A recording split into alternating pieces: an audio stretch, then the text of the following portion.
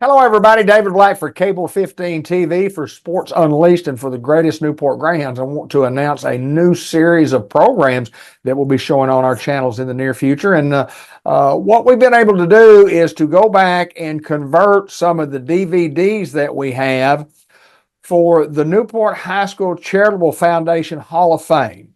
And what we're going to do is we're going to start with the 2010, which was the second year that we had the Hall of Fame banquet, and play these videos in their entireties.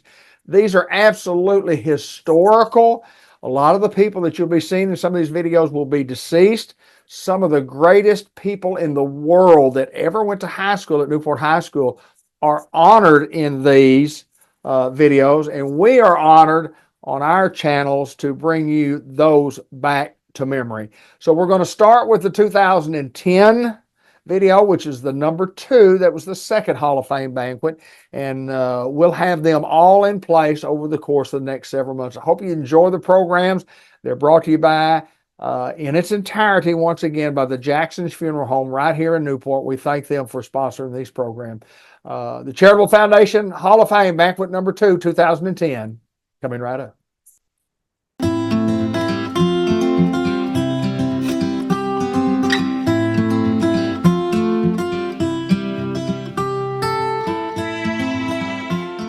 Hello, everybody. I'm Bud Black, and welcome to a very special event here on Cable 15. It is the second annual Newport Alumni Hall of Fame banquet held at the Newport Country Club in the middle of August, and our pleasure to again be here to bring it to you. Well, we had the inaugural event last year.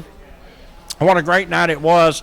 And again tonight, the second annual banquet, a stellar group of inductees, beginning with Mr. John Mullins, who was the superintendent here for many, many years, and just a wonderful gentleman that many of us knew. Major General James E. Simmons, childhood friend of mine. We spent a lot of time together, and have some great memories, and he's done wonderful things, had a great career, now retired, living down in Florida, attained major general status, deeply involved in the deployment of troops into and in out of Iraq, and just has served his country well and been a tremendous asset and honor to his community and his high school. Also, Martha Johnston. Martha went to work for the Southern Living Group, Southern Living magazine, and worked her way all the way up to big status, I like to call it.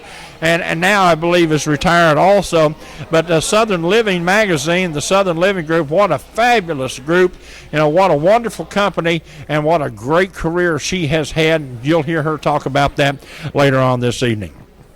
John Miner, the Miner Insurance and Crop Insurance and Realty Company of Newport, to be inducted tonight. I cannot think of a single individual that has ever done more for Newport High School and Newport High School athletics and the kids involved in the Newport public schools than John Miner. It's absolutely amazing to me the time, the effort, the money, the commitment that John Miner has made to our young people and our educational system. He is honored tonight by being inducted into the Alumni Hall of Fame. And Coach Bill Keaty. I call Coach Keaty the architect of the dynasty. The Newport Greyhounds head football coach for many years, coming here in 1977 and staying through 1995 before retiring. 17 conference championships, 2 state championships, and doing it in a small little town like Newport, Arkansas, when folks back then it was really, really tough to do against some bigger schools and major competition. Coach Keaty came home to the place he loved, the school he loved, and took the job he always wanted and put us on the map. You still can go places almost anywhere in the state of Arkansas and tell them you're from Newport, and folks will talk about the Newport football Greyhounds and Coach Bill Keaty. We're looking forward to a great night. Governor BB is here. He'll be introducing 2 of our inductees this evening. We're looking forward to just a great, great time. And I want you to go by Lakeside Chevrolet Buick and tell them, look, we appreciate you guys putting the money up to make this possible, to have it on television, and we appreciate that. And we were able to watch it. We're able to see it. We will eventually publish to the internet, cable15tv.com, correct, David? And you'll be able worldwide to see the banquet. As a matter of fact, it's ironic. Former Newport High School basketball coach Bernice Duke, who led the Greyhounds to the 1965 state championship, called me the other night and said, I heard you guys were televising this event. He said, how can I get a copy? And I said, well, Coach, if you'll wait about a week or 10 days or so after the event is over, we most likely will have it for you published on cable15tv.com. He said, I can sit in Tulsa and just get it right there. I said, yes, sir, you certainly can. It was great to hear from Coach Bernice Duke. He and his wife, Norma, doing great. She was my 5th grade school teacher here in Newport many years ago, 1960 and 61. We're getting ready to get started in just a little bit. We're doing this pre-programming, and lots of folks are filing in to the Newport High School Country Club. I want you to enjoy this evening. It's going to be fun. Usually it's funny, a lot of humor. There's certainly a lot of emotion, and it's hard to keep back the tears in a lot of cases when he gets talking about great people who've done great things and are proud members of the classes of Newport High School. Ben Black is here. David Black is here. I'm Bud Black, and we're going to be interviewing some of the folks, some of the presenters, and some of the receivers coming up right now. I wish that we all had a nickel for every time that you listened to Bill Keating and Bud Black or you watched us on television, because we'd all be... We wouldn't worry about the stock market going down 300 points. Well, Bud, you've called a bunch of ball games, and I've coached a bunch of ball games. We've been around a lot of years, and I don't know how many more games you'll call or I'll coach, but I hope we're around some more years. I'll put it that way. I'd like to at least listen and see some and watch somebody else. I tell you, this is a great night, though, for me and my family, and it's an exciting time to come to a banquet to where you're one of many that they're honoring. But, I've always said I want to come back home and coach ball at Newport. It was a lifelong dream for me, and it happened. And then things worked out real well for me and my family. And, I've been a very fortunate person. I've had the opportunity to come back to a school in a town that I love and coach football for a team that I love. Had some wonderful players to coach. I think we as coaches and instructors in the school and all of Newport had a lot to do with molding a lot of kids' lives in positive ways, and that's what it's really supposed to be. But we won a few ball games along the way too, and I think there was a time to where we really excited this community. And I remember, Bud, and you do too, there were days to where we were right over here, just a couple of 100 yards from here. If you didn't get to a ball game, an hour or an hour and a half early, there was a good chance that you might not get a seat. So it's been a good run for this old boy, and I've enjoyed every moment of it, and still Jennifer and I and our family love living here in Newport. All right. And nobody supports the community. Nobody's more involved in the school, even after retirement, than you have been, and with this foundation. And I know that the folks involved in the foundation are certainly pleased to have you there. You talk about all the football games and all that stuff and the things we remember. And ball games, we have to play the games. And that's what, Bill, the thing that always will stick in my mind on the big ball games when we were going to hit the road, when you would line up and get the buses ready to go, the send-offs. And I mean, you have a nice send-off over in front of the field house or wherever we were, but we'd run all the way through town. Sometimes we'd go the wrong direction on purpose for 4 miles to get all the way out Highway 67 north, because there were people literally by the hundreds lining the street. Well, Bud, and anytime you start mentioning names, you're going to leave out a million, but I'm just going to mention a few. But, you go back to the days of Coach Don Horton and Bernice Duke and Don Hyman and those people and the booster clubs that we've had here, and the people, all of our teachers and the people that have been role models for us. They were building that Greyhound pride back in those days, and it just continued on. And, Coach Counts and that bunch of ball players that he had, you can't leave them out.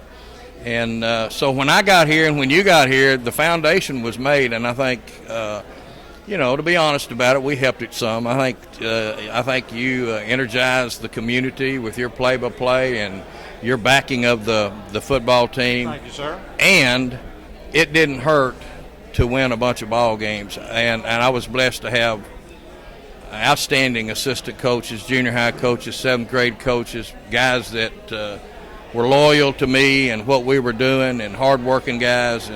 And we were very fortunate to have great players. And not all of our players were great, but the ones that weren't played great because they played with a great heart and they played with that special Greyhound pride. So, yeah, we had some good times. My job was easy because, as you know, I mean, and Mom and Dad, you know, I won't do this. Little guys will understand. You can't make chicken salad out of you know what, and so you had to win football games. It's a lot easier to be on that radio and TV yelling and hollering and go hounds and jumping up and down, and you know, and when you're winning ball games. Yeah, and again, you have to have good players, but you know, there's a fine line. You have to have discipline. You have to motivate. You have to make the kids do right. And then with having the support that we had here with our fans and with our school and with the town, it helped us reinforce that because kids wanted to play. And there might have been times to where, you know, one of those kids said, I'm not real sure this is worth it or not when it's 100 degrees like it is today and they're out there practicing. And then in the back of their mind they thought, well, in September, when those fans are here pulling for these Greyhounds, it's going to be worth it. So, Coach, what do you want us to do? And all of those kids that got to go to college because of Greyhound football, I mean, you know, they're literally just dozens, and you know, they got scholarships down through the years, and it just, you know, that's something a lot of folks don't think about. But you know, that is one of the best after effects, and they've gone on to become very productive citizens. You know, and so I want to congratulate you. Well, let me mention too, you know, I appreciate it and I thank you, but there's so many. And you and I the other day were talking about the ball boys and the people that worked up in the press box, the great cheerleaders and the whippets that we've had, and the people that people sold popcorn.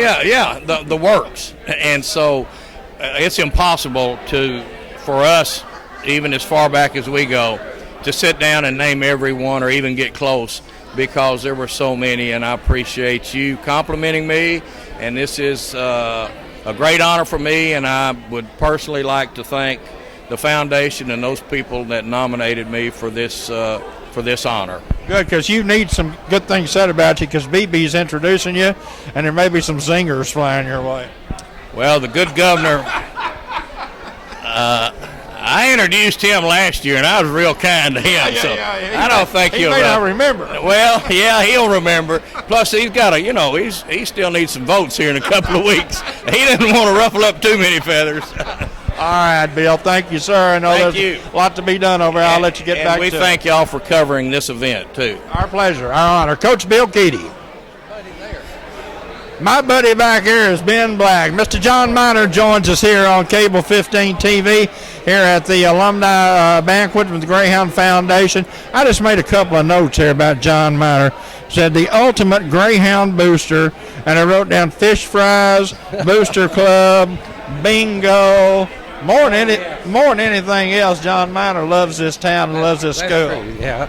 I've been very fortunate. It's been a good thing for me. Newport, I've always loved, as you well know. It's got great people, and it's just been a good thing in my life. It really has. Are you ever going to get old? I hope not. I hope I keep getting old, yeah. I hope you live forever, but you never get old.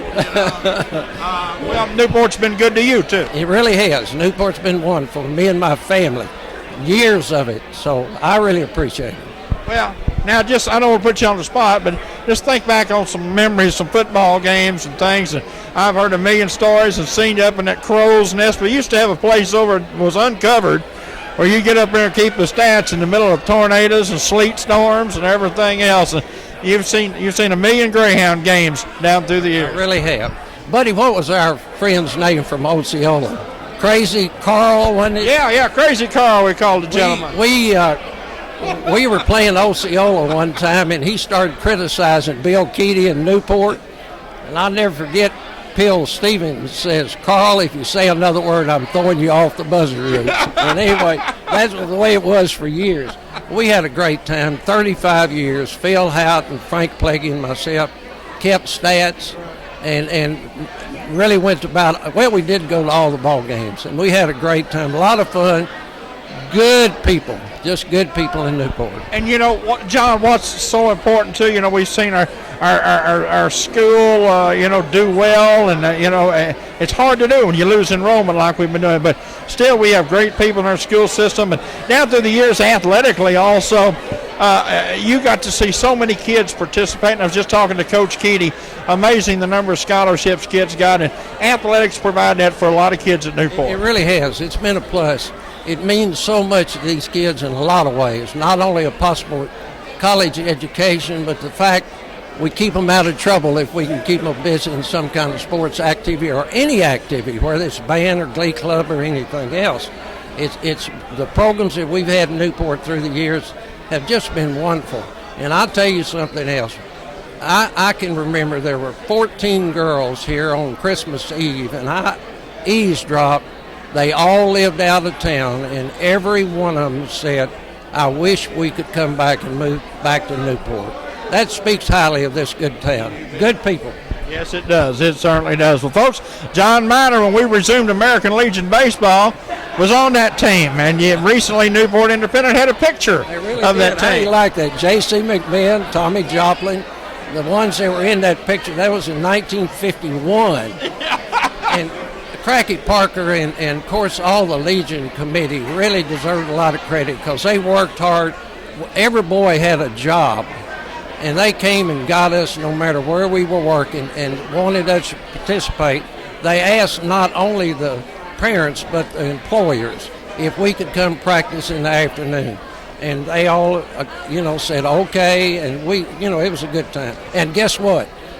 We beat the Little Rock Doughboys. That's when they were one team, and we beat the Little Rock Doughboys one time. But I'm not going to tell you what they did to us in the state finals. Well, that's all right. It was the resumption of a program that has won many accolades down through the years. Really our Legion program. It's been a program. wonderful program from the Little League all the way through, and the parents, the coaches deserve so much credit because it meant a lot to a lot of kids. John, congratulations to you. Foundation honoring you as a tremendous ambassador for Newport High School. I appreciate it. Newport's been good to me. Thank you, buddy. Good to see you, Mr. John Miner. General James Simmons joins us. Not only is General Simmons an honored inductee into this year's class, he's been a personal friend of mine for 117 years. We go back a ways. At least that long. Golly gee, our parents were all friends and running buddies, and my goodness. I wrote down some things here that I said, Emmanuel Baptist Church. He started me going to Emmanuel Baptist Church. I'm still going, by the way. Oh, wow. All right. That's good. How about there are witnesses? That's good. Stayovers. We spent a lot of time together at your house and my house. We did that. Elvis records. Oh, absolutely. Oh, man, we used to listen to Elvis records. And Four Seasons, too. Oh, yes, Four Seasons records. Now, here comes some of the good stuff. Bread truck. Bread truck. My dad drove a bread truck for Colonial Bread Company. Well, we stayed at your house at 3 o'clock the next morning. Tom, let's go, boys. Let's go. We're going to work. Here's breakfast, and let's go. And then the best one is you and I one summer, and I don't remember who else was with us, going to the lake. Jim Davis in the Volkswagen, and we could not get it up Brock Mountain. Do you remember that? I it was remember so that. full. We got out. Folks, I'm telling you, we got out and pushed the Volkswagen up the mountain. Yes, we did. And then we went to sleep on the gravel beach and all got sunburned really bad. Did we ever? Oh, my goodness. You got to Jonesboro at Arkansas State playing football and got into ROTC and really liked it. Yes, I did. I not until they made an exception for me during instead of going to summer camp. They brought me on active duty and sent me to Fort Polk, where I went through basic training, and then to Fort Benning, where I went through airborne school and ranger school. And I found while I was in ranger school the men that I wanted to serve with the rest of my career. Well, it's been an honored career, and, people have followed your success here and your involvement in the deployment in Iraq, and it's a big job. Your work down at Fort Hood, and now you get to sit on the beach in Florida and get some more of that sunburn. On the beach or on the boat, yes. How is retirement, sir? It's been pretty good. I'm still doing some work here and there as a highly qualified expert for the Department of Defense and some consulting work in other places, but the majority of my time is spent fishing, and if the wind's blowing too hard, I go to the golf course. All right, that's not bad. I know that politically and militarily, we have issues in our country that we're going to have to be resolved, in the coming months. But that's something to be worked out, and I hope that you're able to help them with your expertise. It's true there are no doubt issues that need to be worked out, but I have been all over the world, and this is the best process that exists anywhere in the world. We're very fortunate to be Americans. How's your youngin'? Doing great. Got two young boys, 5 and 2.5 of his own. They're living in Fort Worth, Texas, and doing very, very well. Oh, that reminds me, I forgot about that. 76 Cotton Bowl. James Frank was a baby. That's correct. And y'all had him there, and Jane and I were there, and we all went to the football game together, Arkansas and Georgia. Yeah, we did that. I remember that. The second time I'd watched Arkansas and Georgia because they had taken us to the Sugar Bowl after our undefeated season here in '69 at Newport. So, we remember that, and all of us crowded into one small room and trying to make ends meet to be able to still go and see Arkansas and Georgia play in the Cotton Bowl. A great memory. Do you get back here any at all? Yes, I do. In fact, Rita's 40th high school reunion in Jonesboro will be this fall. I was at Arkansas State this morning, did an interview there, and we'll be back for homecoming in the golf tournament at Arkansas State. I saw you at Arkansas State last year, being honored. Right? Yeah.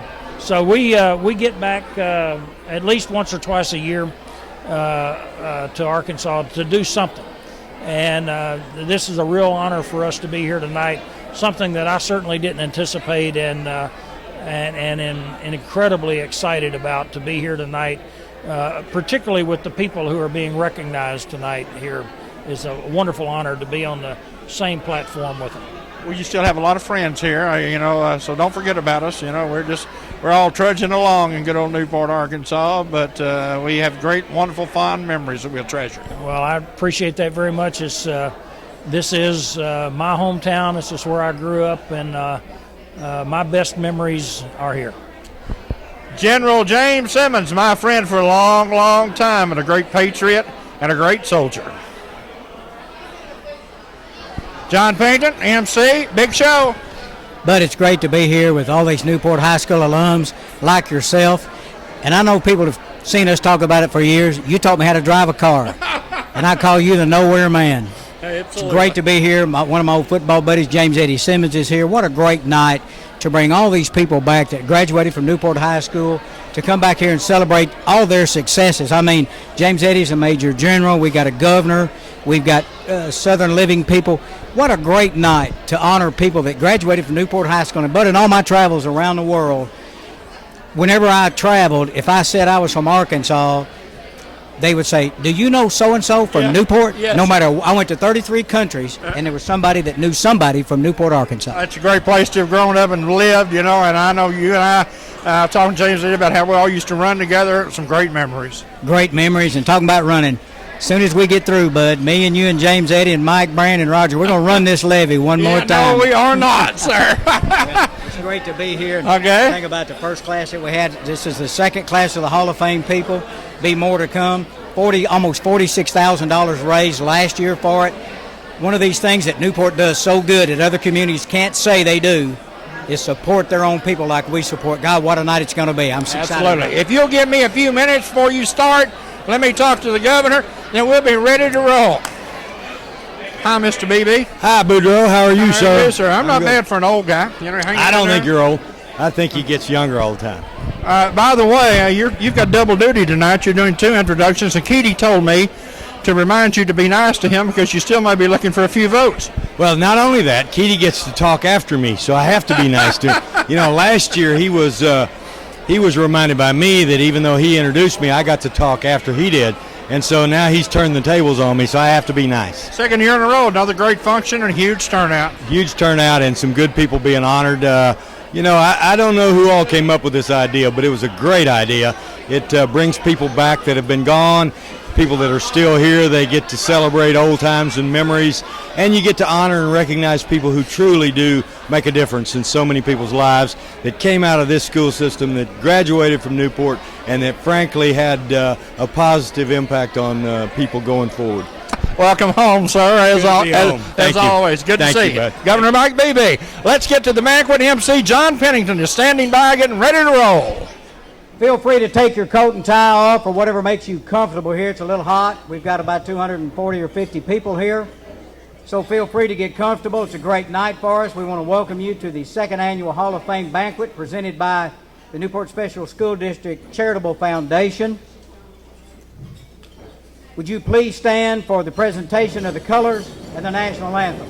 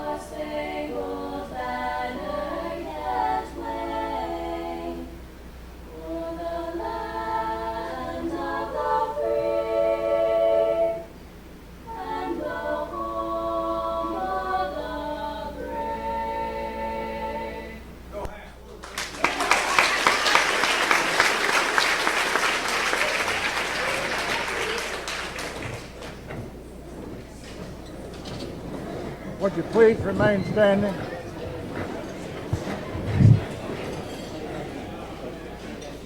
Would you please remain standing for the opening prayer?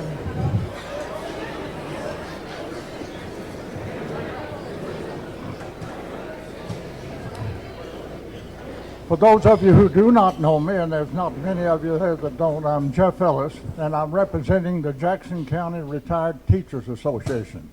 Would you please bow your head for the opening prayer? This is the day the Lord has made, a special day for the alumni of the Newport Special School District, a day that the citizens of this Christian community can come together and say thanks to some of the graduates of Newport High Schools for the outstanding way in which they have represented their school and community, a school that has led so many along the paths of righteousness during their life's endeavor. We ask your blessing on the many who have used the training and knowledge received at Newport Public School District that probably will never be recognized for their contribution to God and country.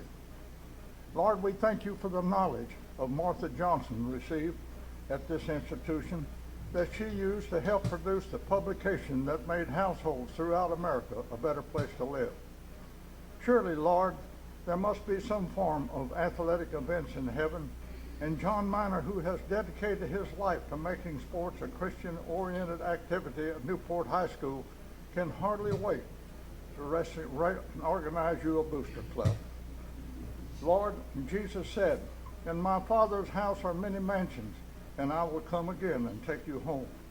I'm sure that former Superintendent John Mullins is in one of those mansions, getting things prepared to receive his former students. And Lord, if you need wings for your angel, I'm sure James Eddie Simmons will help you provide them. And we thank you, Lord, for the many years Coach Keaty dedicated his life to an athletic program that called for respect and good sportsmanship to achieve results that could only been obtained through a pattern of knowledge and hard work that he learned in Newport Special School District. And we ask you to bless the food that we were just served, so it'll strengthen our bodies physically and spiritually, that we may live a life for Christ. Amen.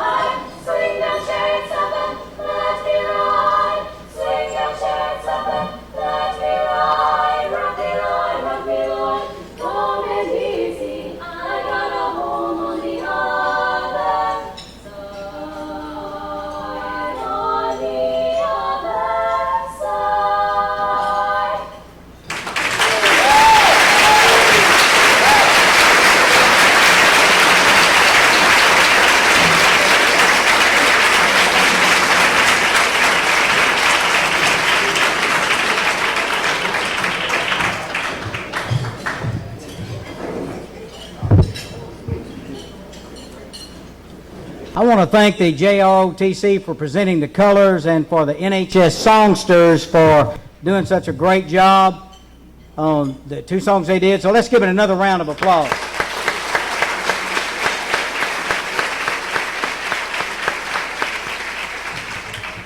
In your package, you have some information, and I'm not going to go over everything that's in there because it would take literally most of the night to do it. But look in your packet and look at the Newport School District Charitable Foundation and what they accomplished this past year. The bottom line on the numbers that were given by the Charitable Foundation was $44,528 and change. And you will see that some of the things that they did, they contributed $26,000 to the Newport School District for $2,000 per grade to do different things. Now, think about what most monies are given for are those who exceed and succeed and do the best. But some of this money, 50% of it, was used for the lower academic students to make them strive and encourage themselves to do better.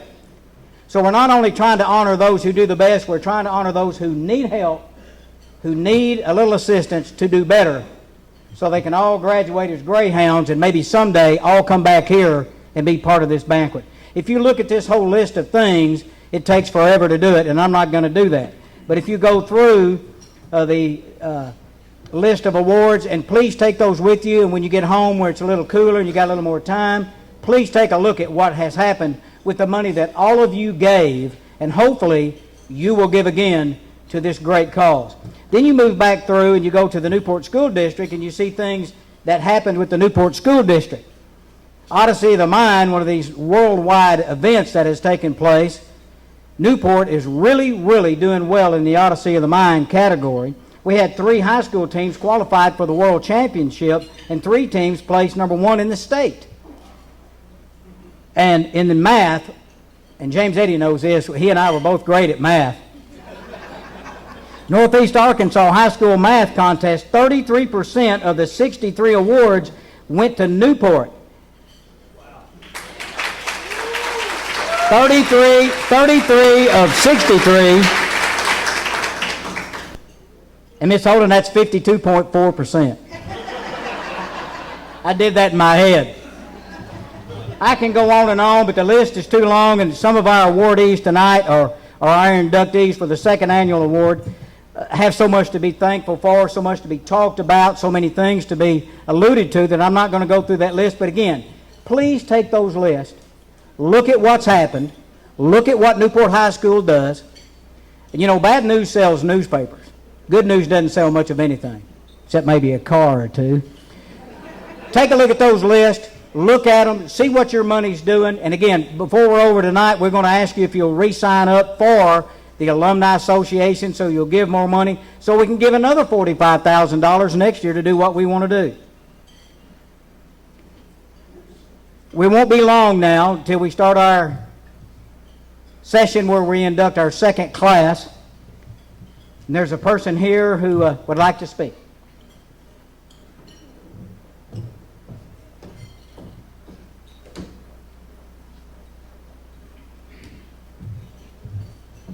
Good evening.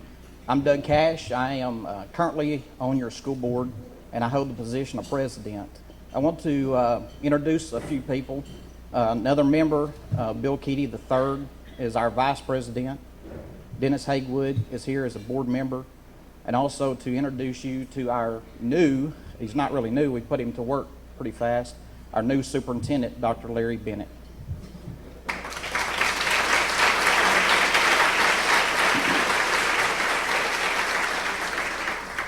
A couple of years ago, when a group came to the board to talk about the foundation, we really didn't know for sure what was going to happen. And over the last couple of years, we've really seen a lot. You know, I consider school in 3 different areas. The first being our students, and our learning environment being the second, and they're all equal. But our learning environment, having the staff that we have, our administration, and the facilities. And then third being the community. And we have a great community, but a lot of times you don't see the community kind of behind the school. You know, the kids come from there, the students come there, you have grandparents in the community. But when you have a great organization like the foundation step up and do so many wonderful things. I didn't know much about it till I got to go to some meetings with the foundation. And you hear a lot of wonderful stories. And you also get to meet the people that are kind of overseeing it and the job that they do. But the real people are the members, the people here, the people in the community that show their support through the foundation and the wonderful things it does. I want to tell them, the committee and you, from the board, our staff, and our students, thank you.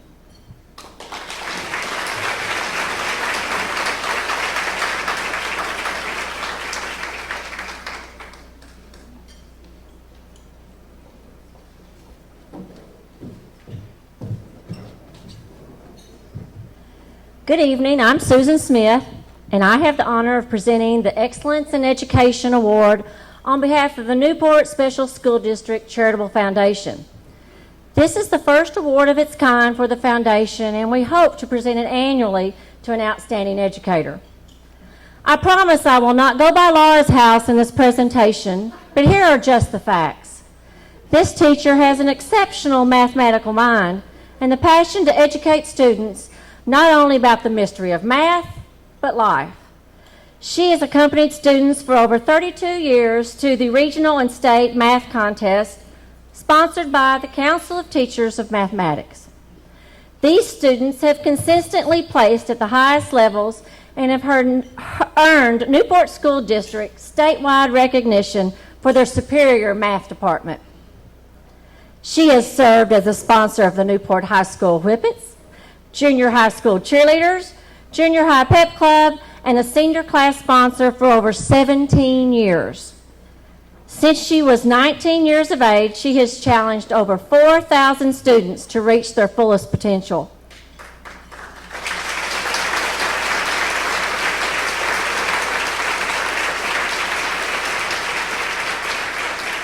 She has educated doctors, lawyers, dentists, accountants, engineers, scientists, and even ordinary moms and dads. Students are forewarned about this teacher long before they cross the threshold of her room. Her first assignment is to write this down. It's her phone number. Call me anytime. Many do, but it better be before 9 o'clock p.m. She currently teaches Algebra 1, Pre-AP Algebra 1, Pre-AP Pre-Calculus, and Trigonometry. To quote her, the greatest thing about teaching is seeing students succeed in whatever they choose to do. She is a wife, a mother of 2 boys, and the grandmother of 3 very bright grandchildren. The 2010 recipient is a veteran of 45 years in education, and all of her years of teaching have been in Newport. I am proud to call her my friend, and it is an honor to present the Education and Education Award to Gloria Holden.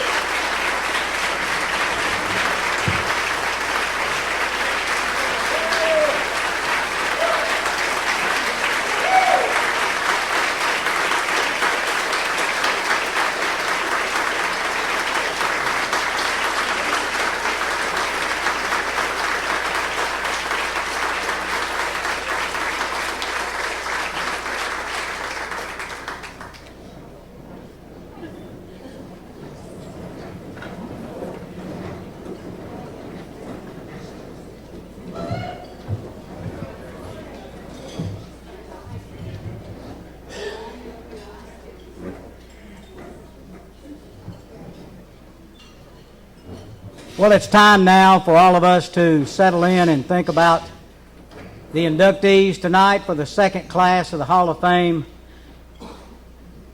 And I want to ask you, before everybody gets busy after this, once we're done and you have all your awards, would you hang around and let your pictures be taken? We want to get you, and we want to get last year's class too at the same time if we possibly can. But so I know everybody's going to be in a hurry to leave.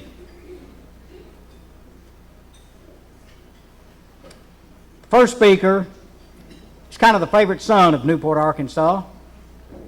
Grew up around these parts, graduated from Newport High School. He's been somewhat successful in his career. We're all proud to call him our favorite son, and we're proud to call him governor. So, if you will, welcome our good friend and one of the inaugural members of the first class, Governor Mike Beebe.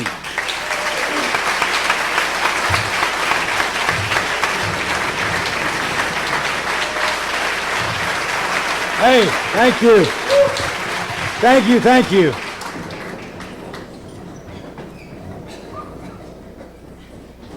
I'm going to read some stuff first, and really, I think we'll be a little more brief than we were last year, but I can't promise that. So here we go.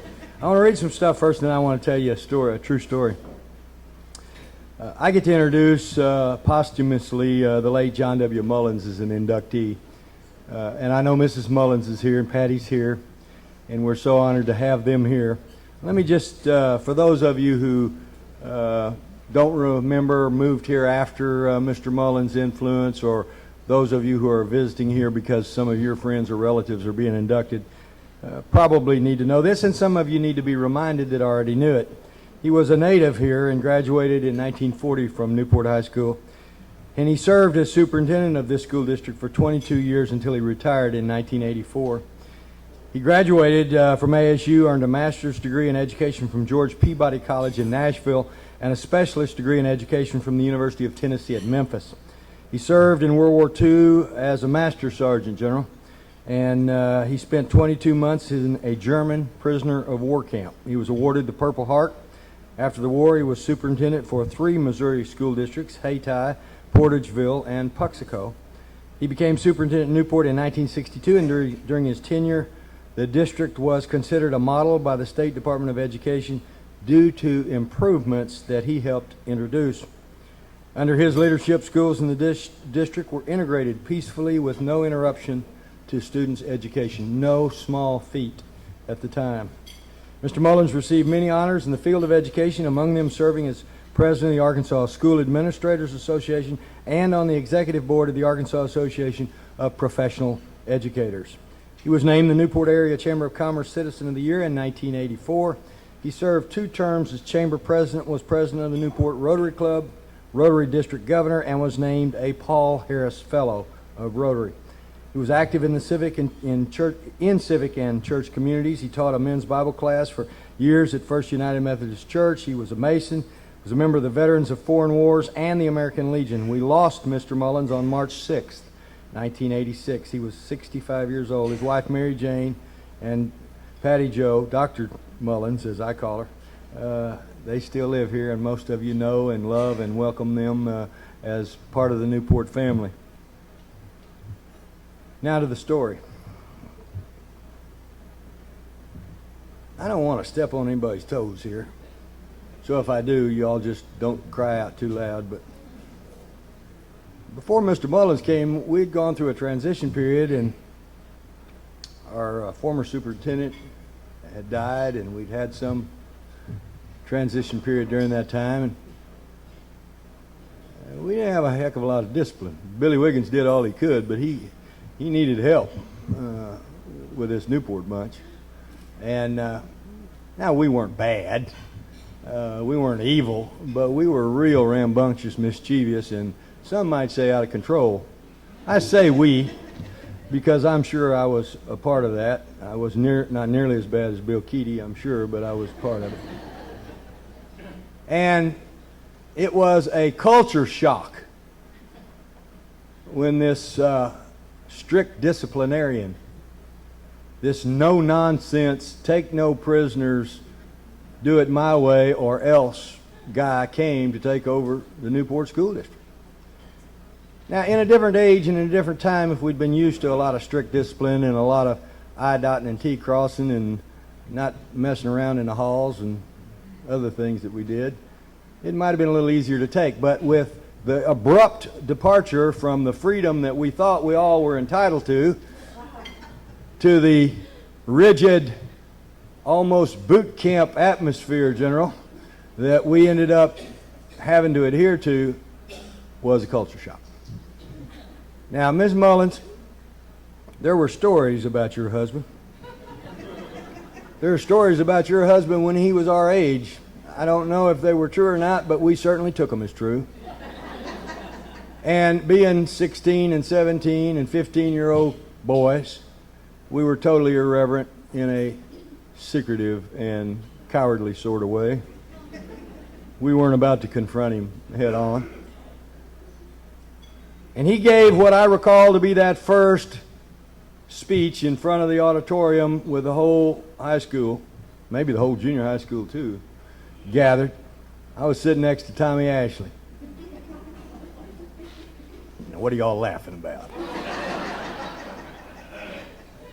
And he started jawing, and we started jawing to each other about how we heard Mr. Mullins used to raise all kinds of cane, and he was hard to handle, and he's going to make us behave, and he was one of the greatest misbehaviors Newport ever had, and he could do all this stuff, et cetera, et cetera. And we probably made a bunch of stuff up. What we didn't know was his mama was sitting behind us in the auditorium. And the next day, Tommy and I got called to the superintendent's office. I don't recall a whole lot of what he said, but I do recall the message. And the message was, you don't know anything about me, and even if you did know something about me, that's not the point. I'm the boss, you're the student. We're going to have a first-class school here, and we're going to do it the right way, and you're going to behave, or I'm going to know why not. And in the meantime, I don't want to see your face in my office again unless it's to receive an academic award. I never even whispered Dr. Mullins' name in the hallway. Years later, after I'd graduated from college, and after I had a law degree, and after I had just gotten into the state senate, I came to see Mr. Mullins, as I called him. He was always proud of me. I don't know why, but he always expressed that. It wasn't just me. He was proud of Joe Miles. I don't know if you know. He was proud of all of his students who he saw with different skill levels and different traits and different attributes and different true talents. And even those that fell by the wayside and slipped away, he still had a soft spot for them. Oh, we thought he was tough, and I'm sure he was tough. But he had a big old heart too, a big old soft heart, where he cared about his teachers, he cared about his students, and he cared about his community. So it's with a great deal of honor that I present posthumously to John W. Mullins this induction award into the Newport High School Hall of Fame, and Dr. Patty Jo Mullins is going to accept it.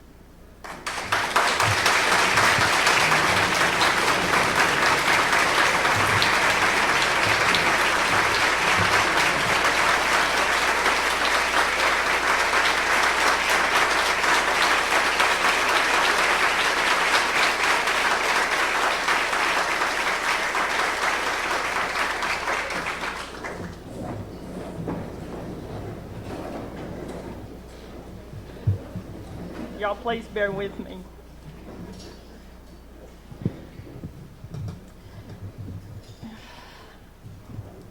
Sooner or later, the decision has to be made as to when an individual will hang it up as an active participant in the field of public education. That is how my daddy began his final letter to all his teachers and staff, dated May 17, 1983, when he was 62. Like most effective leaders, he knew when his time was past and when it was time to move on. He ended his tenure with the utmost respect and adoration for the special people he so lovingly tended for 21 years.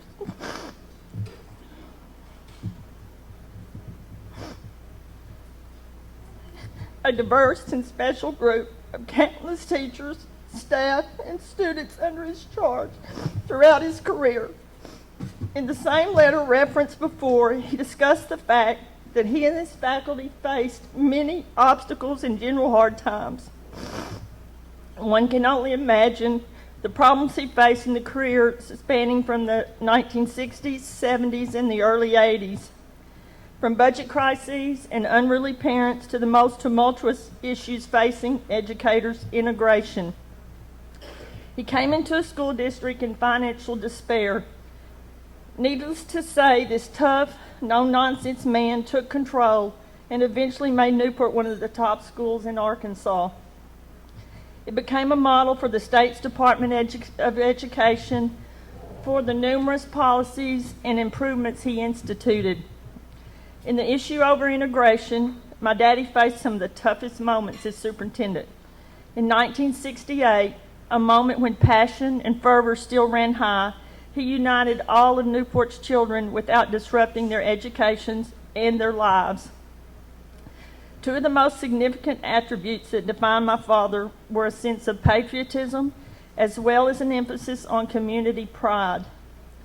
John Mullins believed in the American experience and what it represented. As a soldier in World War II and a concentration camp survivor, he endorsed the American traditions that define the greatest generation, proudly saluting Old Glory, standing at attention during the national anthem, and working within one's community for its overall betterment. As a citizen of Jackson County and superintendent of Newport Public Schools for 21 years, my dad had an enduring sense that the foundation of any experience was grounded in the educational endeavors that impacted an individual.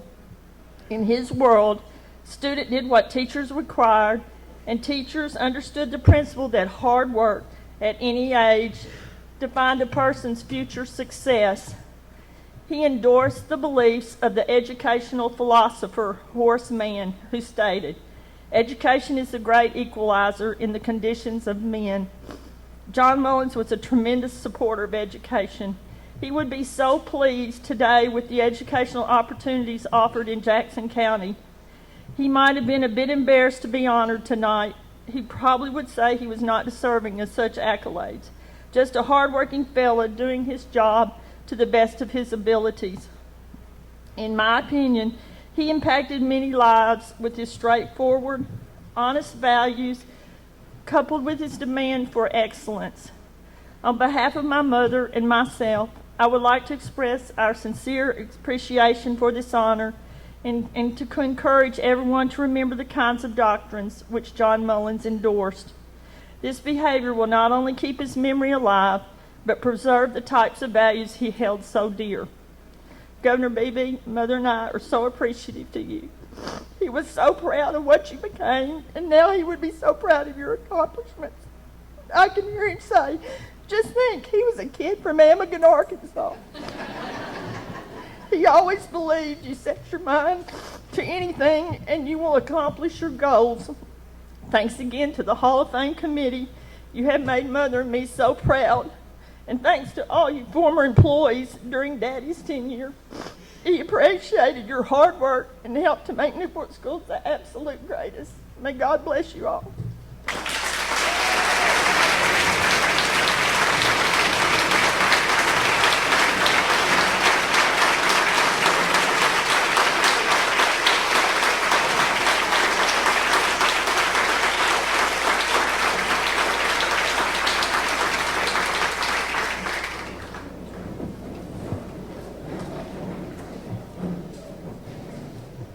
Hard for me to follow that, and as always, John Pennington and Mike Brown, the height of the podium here is always too low. It is my honor tonight to introduce to you my long lifetime friend and former teammate of the 1969 undefeated Greyhounds,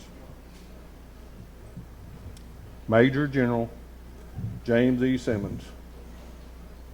Now, I'll probably mess that Major General up some during the deal because he's always just James Eddie to me. Now, in itself, just being part of that team in my opinion, would be an achievement that most people never imagine. But that's just the beginning for James Eddy. In high school, James Eddy lettered not only in football, but basketball and track, and was selected the outstanding player of the 68-69 basketball team. After high school, James Eddy attended Arkansas State University on a football scholarship, where he earned 3 letters and a national championship ring for their 1970 football team. Also, while attending ASU, he was active in the ROTC program, where in his senior year served as a cadet colonel for that program, and after graduating in 1974, was selected by the Secretary of Army as the highest ranked cadet commissioned into the regular Army. In 1974, James Eddy was commissioned as second lieutenant in the Armor. Over the next 34 years, James Eddy commanded armor, infantry, cavalry, aviation formations in the United States, Europe, Northeast Asia, and the Middle East. I'm just going to mention a couple of the assignments that he commanded, as there's not enough time for me to list them all. James Eddy was commander of Combined Joint Task Force in Kuwait,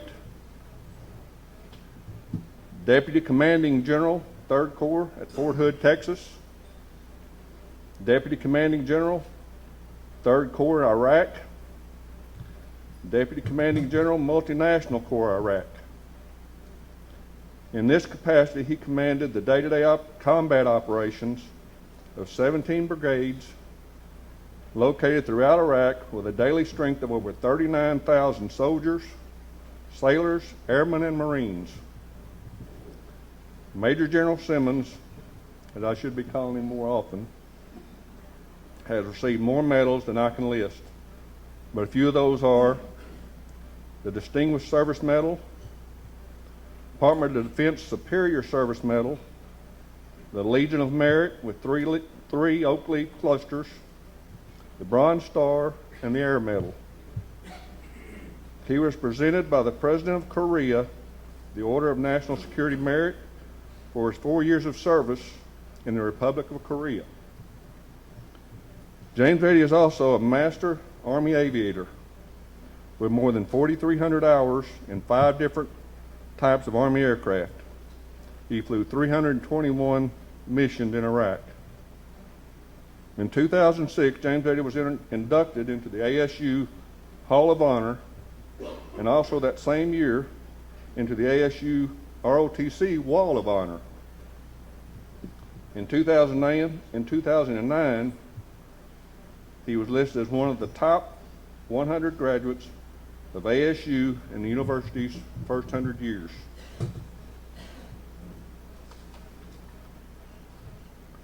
Now, the best thing, in my opinion, that happened to Major General Simmons was not in athletics nor in his military career.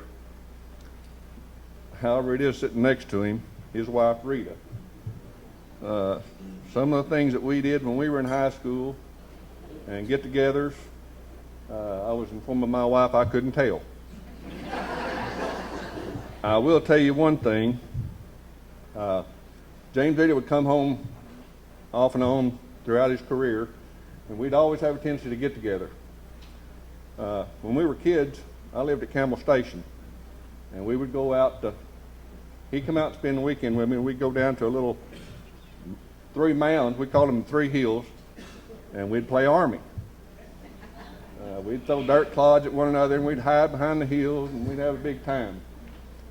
Well, one time he come in, I said, "What's it like, James Eddy?"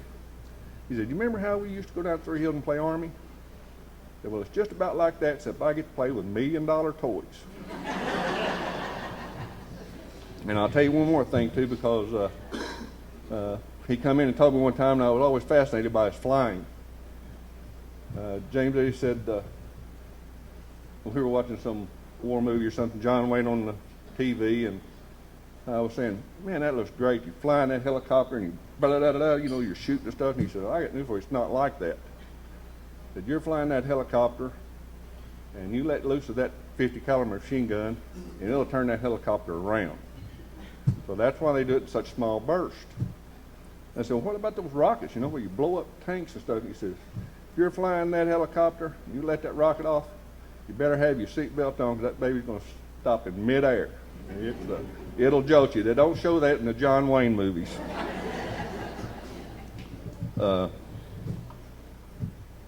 Besides James Eddy's wife, Rita, James Eddy has a son, James Franklin, a wife, Michelle, and 2 grandchildren. At present, James Eddy and Rita are retired and live in St. Port Joe, Florida, where they enjoy fishing, golf, and trying to spoil their 2 grandsons. With that, it's my great honor and privilege to present to you Major General James E. Simmons.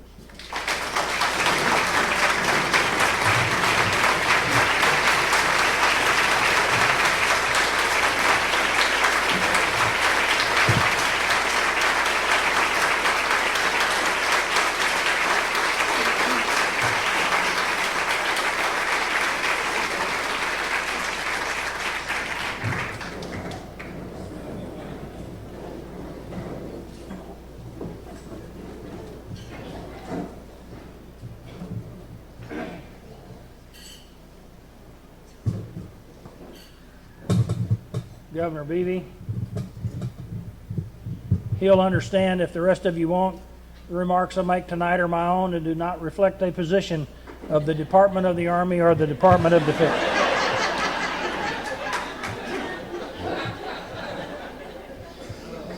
Roger, thank you very much for that introduction.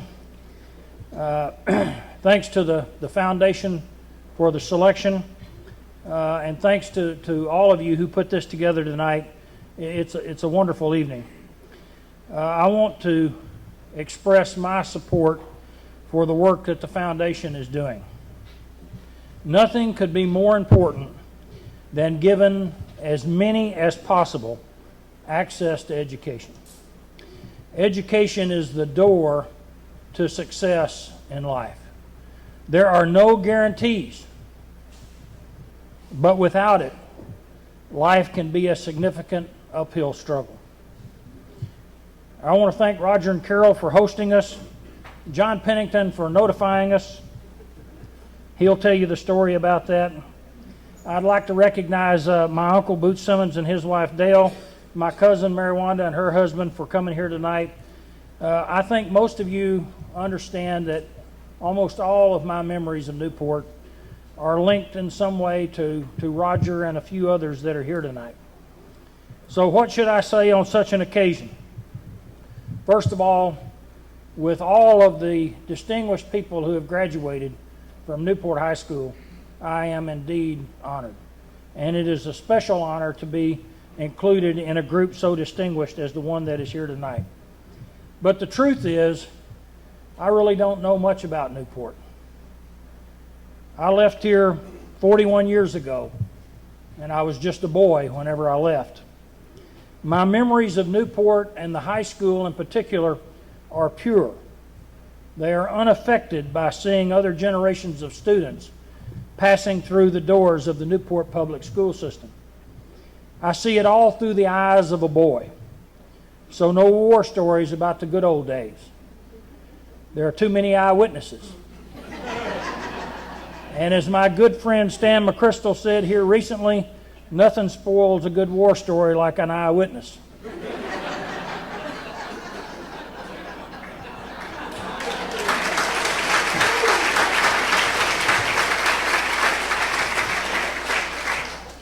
I was blessed to have wonderful parents. My mother was a very intelligent and focused woman. My father, a big, gentle man, a peacemaker, what people today would call a people person. They provided a home that was just right for a growing young boy. Enough freedom to use my imagination and enough discipline to understand the difference between right and wrong. I can't imagine a better way to be raised, and we always had others in the community that were willing to look out for us whenever we had strayed a little too far or stayed a little too late. The education that I received here in Newport provided me with an idea that if I worked hard and continued to study, that I might be successful at something. I was not sure what it was, but I was hopeful for an opportunity. The truth is, and there's those here that know this, I love school. I hardly ever missed a day. I got here as early as I could. I can still see the 364 Chevys parked out front. I was inspired to see the world for myself by teachers like Mr. Powell and Mrs. Rogers, while teachers like Mrs. Carr made me read poetry. Mrs. Newell encouraged me to recite the Mountain Whippoorwill in front of my classmates. I can still see their faces. They wanted to laugh, but they were afraid of the consequences. Counts, Duncan, Massey were unbelievable. Our achievements on the sports field were exceptional. We were better as a team than we were as individuals. And our records speak for themselves. I was blessed with real friends here in Newport. Roger, Sam Llewellyn, John and Bruce Pennington, Lewis Collier, Terry Dillon, Herschel Jones, Little Bud Black. We had some great times together. And one that was lost early, Earl Dean Pollard. My life, as Roger has indicated, gained real meaning on the 11th of December, 1971, when Rita and I were married. She's loved me, motivated me, moved all over the world with me, lived in some unbelievable conditions. She's persevered through all the tough times, and I love her with all my heart. We're fortunate to have a wonderful son who survived the constant moves, 7 different schools, and a lack of permanent childhood friends. He's married to a wonderful young lady named Michelle from California, and they're raising 2 very young, energetic, and very coachable young boys in Fort Worth.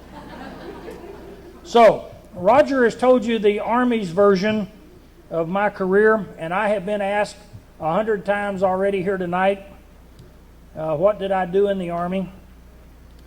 So I thought I would share with you very briefly how I remember my 34 years as a soldier. I've seen the sun rise in 63 countries. I've visited another 18 in the dead of night without having my passport stamped. I led the Manchus over the Alaskan mountain range. I put in the ropes for 780 hard and tough men to go up an 800-foot vertical ice wall with the base starting at 10,000 feet. I crossed glacier-fed streams on rope bridges that my men had emplaced and watched as the northern lights barred overhead. I frostbit both my hands. I dislocated a shoulder and broke my ankle twice. I rode an Arabian stallion around the pyramids under a full moon. I saved the life of the oldest son of a local sheikh. Crossed the Sinai on a camel. Spent the night at St. Catherine's and climbed to Mount Sinai to watch the sunrise. I learned about Moses over a fire under the stars from a Bedouin. I watched a comet burn across the high desert sky. I flew into a minefield to pull out 2 horribly wounded young men and helped Pat Fife that night scrub the blood from the floor of 202. I patrolled the border between East and West at the height of the Cold War. Discovered labor casa, the best use of spam that I've ever found. Conquered the Op 4 at the National Training Center, then spent 2 years trying to teach others how to do the same. I introduced Korea to the 6th United States Cavalry and launched out over cold, dark waters in Apaches with external tanks to launch Hellfire missiles. Participated in the Crab Wars, negotiated face-to-face with the North at Panmunjom. I dined with the President of Korea in his home. I was inducted into the Al-Qatani tribe and dressed in Bedouin splendor went for a ride across the desert on a beautiful Arabian stallion with 300 of my fellow tribesmen. I knocked out another tooth This time I was throwing grenades instead of footballs. I spent 5 years splitting time between Iraq and Fort Hood. I helped design and participated in the surge. I've stood on the top of the ziggurat, where Abraham, or as we know him, Abraham, received the word of God to go west. I've watched great young Americans expose themselves to direct fire to ensure that only the enemy was killed and not the women and children that were being used as human shields. I've walked the streets of Bakuba with 29 great young American soldiers, and each of our hands held by an Iraqi child. The kids always know who the good guys are. I had my wingman shot down, presented Purple Hearts to 2 members of my own personal security detachment. I've known the exhilaration of a 5,000 foot per minute rate of climb and a 4G turn at the top. I've experienced the arrogance of a man who has closed with the enemy and survived. I've been to war. I've been peacekeeping, peacemaking. I did some things that don't fall under any of those categories. I've been hot, cold, wet, hungry, hurt, sick, scared, lonely, and really, really tired. I've lived the life of a soldier, and it's been a great ride. Thank you very much for the honor tonight.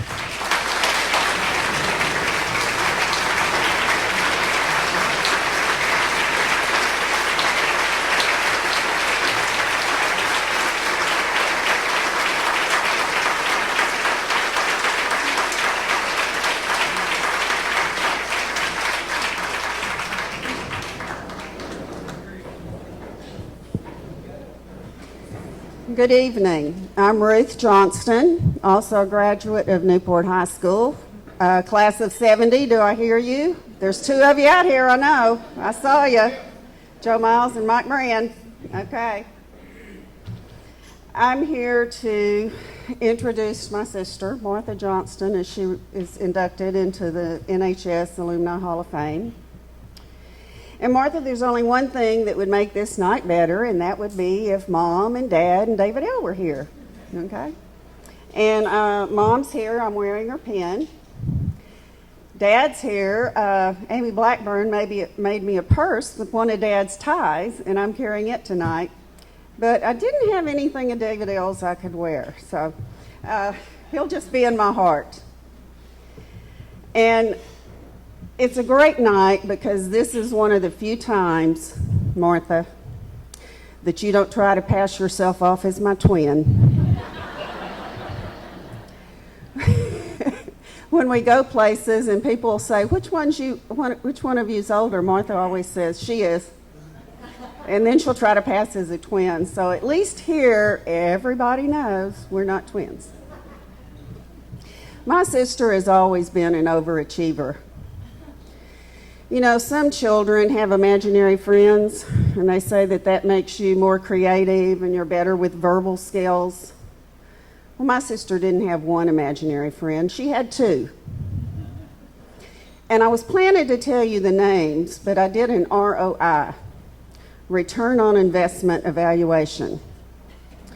And I decided that it would be in my best interest not to share those names, because she gets the last word after I speak, and she knows as much about me as I know about her. So I might take bribes later, but I'm not telling the names now.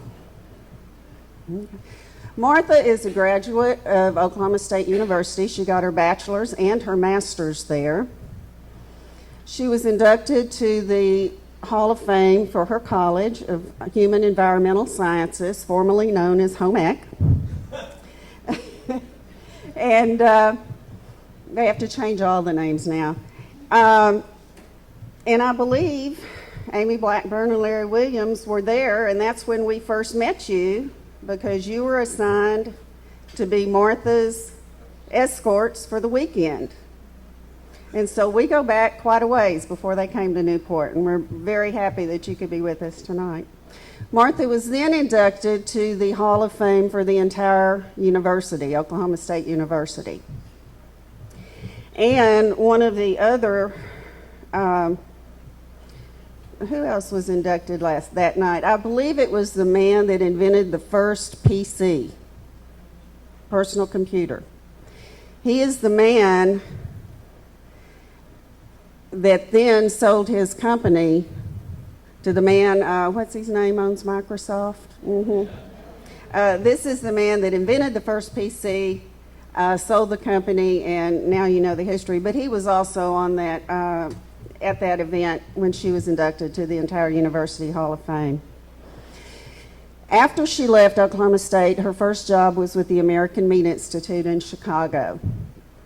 And then the second position in Chicago was with John Morrell Meat Company. One of her jobs when working for John Morrell is she had to go out to the packing plants. Well, word came to the packing plants that this young female from Arkansas was coming to view the packing plant. And the guys said, we'll fix her. First thing we're going to do is take her to the kill floor. We'll have her passing out or throwing up in no time. What they didn't know is Martha is a former Miss Rodeo Arkansas, grew up on the farm, helped our dad with the cattle, and on the credenza behind her desk was a photo of Martha with her arm around our pet Brahma bull. Well, she had kind of heard that they might be planning this, so when they got there and they were introduced, the first thing Martha said is, let's start with the kill floor. Well, that just deflated all these guys, ruined the whole thing. Didn't get even a tear out of Martha that day. Her next job was with Southern Progress Corporation, the parent company for Southern Living. For 13 years, Martha was the director of the cooking school, and many of you have attended some of those Southern Living cooking schools in the past. And then she was promoted to Vice President of Business Development. And her job was to go around the U.S. and talk to food companies and tell them why advertising in Southern Living would be good for their company. And about Southern, sometimes she had to do a whole seminar on Southern foods. Well, she had a few companies she worked with that were a challenge. One was Cairo syrup.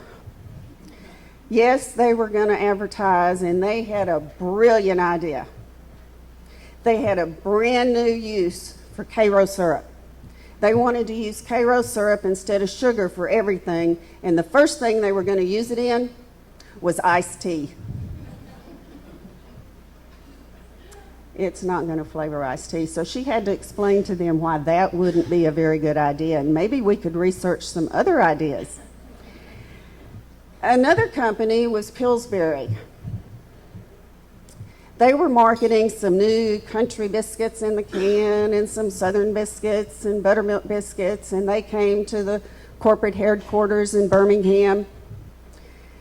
And they tried some of the product, and Martha said, this doesn't taste like buttermilk. Oh, yeah, it's got powdered buttermilk in it. It's buttermilk biscuits. And this went on quite a while, and finally she looked at him and said, how many of you have ever tasted a homemade buttermilk biscuit?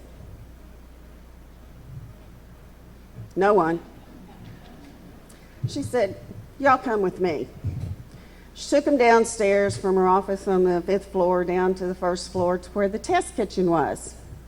Promptly opened up the cabinets, pulled out the flour, all the ingredients, and there was buttermilk in the refrigerator. She was good. And without a recipe, began making buttermilk biscuits by scratch.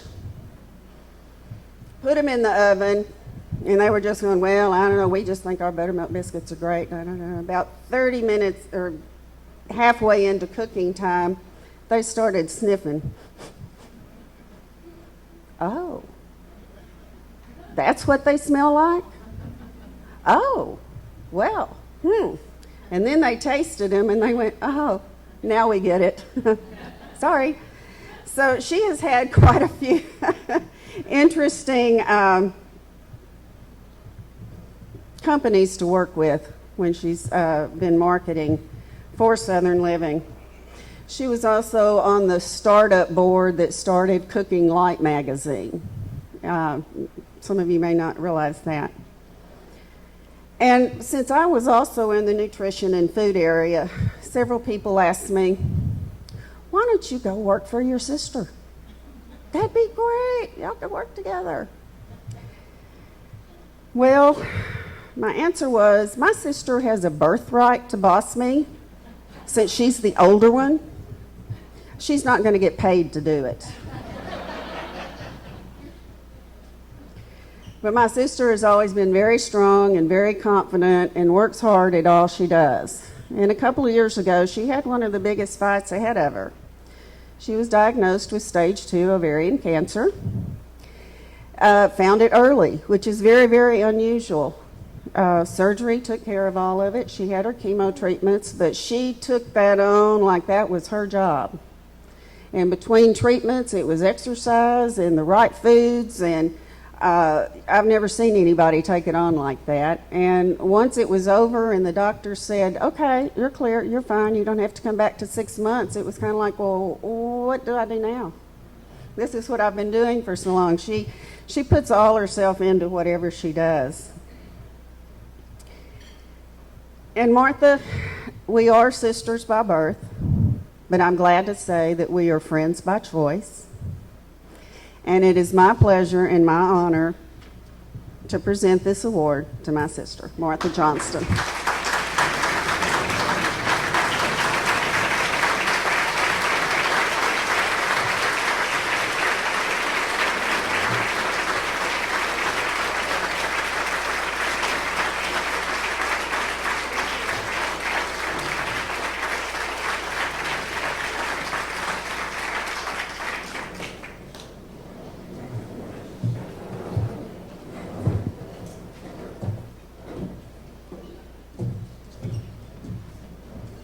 Well, thank you. I am very honored to be here, and I would like to thank the foundation for including me in this second class. I feel very humbled about this and a little bit in terms of wondering what to say and what I can add to the occasion that might be sort of fun and sort of interesting for you all. The first thing I would say to you is, in my career, the influence of this community and these schools has been huge. You all know that I come from a very strong family background where we were involved in education and information and being involved with the community and taking charge. It was part of that old thing about if you don't like it, get in and fix it. Don't just sit there and gripe about it. Get up and do something about it. And that's sort of where we were with schools. When I grew up, it wasn't a question of if you were going to school. Everything in your life and your life plan was based on, after you get your college degree, then you can do X, Y, or Z. And I have to say that the school systems and being here in this community gave me a lot of the tools that I needed to cope with and grow in my business career. One of those things was a sense of belonging and a sense of being able to try out things in the community, whether it was in the schools or volunteer activities. The love of this community and this town gave me the ability to try, to fail, to get up and try again, and not be afraid to go for it. That is a huge gift and a huge lesson that you all as a community and a foundation continue to give. And I am so proud of you for it, because it's something that I believe so strongly in. And I believe it gives the youth in this community the opportunity to grow and try things, because they're our future. That education of them is so important. I got a sense of perspective on life. I got a sense of perspective on diversity, both ethnic and socioeconomics, which are incredibly helpful in everything I've done in my career. As I look at some of my godchildren that are raised in larger communities around the country, in Chicago and Birmingham, and I look at the communities they've been involved in, they don't have these opportunities that we have, because the diversity in the communities where they're going to school is much more narrow. So that, I think, is a true gift that we often overlook in terms of being from a smaller community and comparing ourselves to other places. It's a true gift. I think about career days and citizenship things that I learned. Time management is one thing I learned a lot about when I was in high school. Gosh, I think back, and it was something that took a while to get to me, but I think back to the time when I was in Billy Hare's general science class. And I remember going in there and thinking about all the things that were going on in that class. And, I studied really hard for that class, but every day before class, so maybe 5 minutes before it starts, particularly on days when we were going to have a quiz, there was a guy in my class, taught me a great deal about time management. He'd come in and he'd say, "Well, did you study last night?" I'd say, "Yeah, did you?" "Well, I was at study hall over at the Ashleys, but I didn't get too much studying done. What do you think she's going to ask on the test?" And I'd tell him and go through the list of what I thought we ought to study and what we should know for that test. And I'll be darned if every time that happened, I got an A and Mike Beebe got a B. And the lesson in that, his time management skills were something I admired. I took that lesson with me through life in my career. I just can't tell you. There were a few others I won't tell you about. I learned a few other lessons from him, but we'll sort of leave that one be. I think the other thing is a sense of humor and a sense of yourself and who you are. And a school and a community can give you that and help you grow within yourself and find out and be willing to try things and see who you are. There's not a clear path. James Eddy said that when he spoke. There is not a clear path. There are no guarantees. But my goodness, the education can give you the opportunity to try things you never thought about. I never thought when I was in Newport High School, in Rosemary Fortenberry's home ec class, that I would have the opportunity to meet and know Julia Child as a friend and as a fellow professional. And I look back at those experiences and how much I learned and how much it tempered my desire to learn more. And when I met Julia Child, the one thing that I realized about her is, number one, she was very much both feet on the ground, and number two, all about learning. Any and every meeting we ever went to, she was in the front row. Now, I'm the first to admit, when I was in high school, I was not in the front row, because in those days, you sat alphabetically. So Mary Jackson sat in front of me every class we had together. Mike was across the way, because he was higher in the alphabet. But gosh, that education thing keeps going throughout life, and it's something that's really fun. I think the other thing that a foundation in the schools can do is help our young people find a passion for living and for life. And I think that's really important as they look ahead to try to find a career and find out where they're going and what they're doing. I always knew that Newport schools and Newport citizens had my back. They were supporting me, and I still feel that to this day. This is home to me, even though I've been gone a lot of years.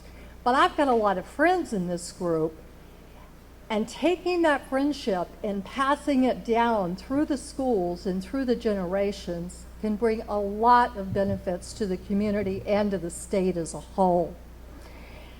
I guess as I look ahead, some of the things that I see that the foundations in the education have done for me, and I guess this is pretty much a family legacy. My philosophy of education is, and learning and getting ahead in life. Number one, learn everything you can learn. And that's an ongoing thing with me. I try to, I think a saying that my daddy had that some of you will recognize, you don't learn a lot with your mouth open. You know, he had a few of these little sayings that we just throw out there, and that was one of them. And I've found that that has stood me very well. They had that same rule in class, too, and sometimes it even worked when we were in school. The other is share as much as you can. Help other people, and that is what this foundation is all about, and I think that's wonderful. I look back over the years that I was here and was able to share with Lynn Minor Hare, Amanda Brown, Martha Latham's son Dan, when they were looking at careers and where they were and where they could go. It was my pleasure and privilege to be able to spend time with them and have them come do an internship with us at Southern Living. Or in Dan's case, after he had been out of school and worked a while, he decided he wanted to get into the culinary profession. And he and I had a wonderful conversation about some people that I knew in New York that might help him get started and get involved. And he ended up being able to go there and go through some of those contacts to get started in the food culinary business world. Part of that sharing and giving back is something that I think is really important, and it is very important in a community like Newport to be able to give back. Also, be the best that you can be. I never learned to quit trying. It's something that I was always challenged to do better, do more, and see where you can go. And to be thankful for every blessing you have. And I consider this community one of the biggest blessings in my life. And the people in this room who gave to me as I was going through, I only hope that I can do a little bit of that in terms of giving back and making a difference in the lives of others. I think in a community, when you have a community of words and not of deeds, you get a garden in town that's sort of full of weeds, as I like to say. I think when you take a foundation like this with willing hands, giving hearts, and an ability to write a check and give back to the community, you are indeed planting seeds for the future, and you are indeed planting a fabulous garden. This is one of the best investments y'all can make in this community. It's one of the best we can make to the future, not just of this community, but of this state. Believe in the youth, believe in education, have their backs, and be an inspiration to them. Thank you.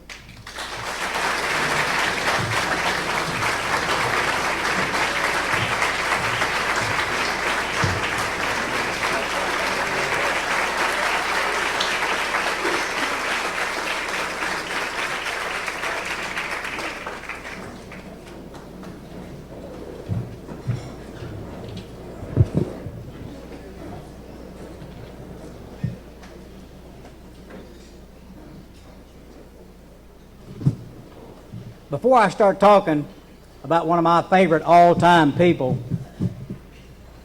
I got to say one thing to James Eddy. All those brave things he did and how nervous he was when he was climbing those rock walls and doing all that. You remember how scared we were in the 7th grade when we played Spin the Bottle with Mary and Pam? Yeah. I remember how scared you were. I was more scared.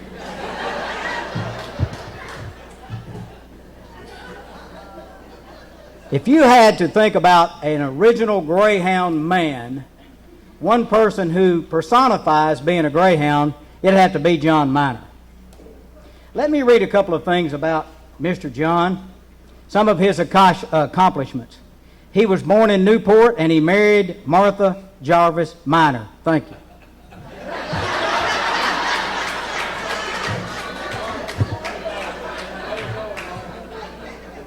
That's all we have to deal with. When you think about him and you know how active he still is, even though his son John Jr. has graduated, going on to great things, he still is very active in the Booster Club, the Greyhound Club, and all the things that he does. But there's a couple things in his past that some of you know about and some of you don't. He was a 4-star letterman. He got a letter in everything that he did here. He was in football, baseball, basketball, track, all state, all district, all this, all that. And did you know that he ran for the Razorbacks at the University of Arkansas in the Tulsa, Missouri, and Southeast Conference relays? And Mr. John Miner, if I may, had made the statement that he was pretty fast and he was going to do a pretty good job. And so he went to those relays and he ran a personal best. Now remember, this is back some time ago when they ran 100, not 110 meters.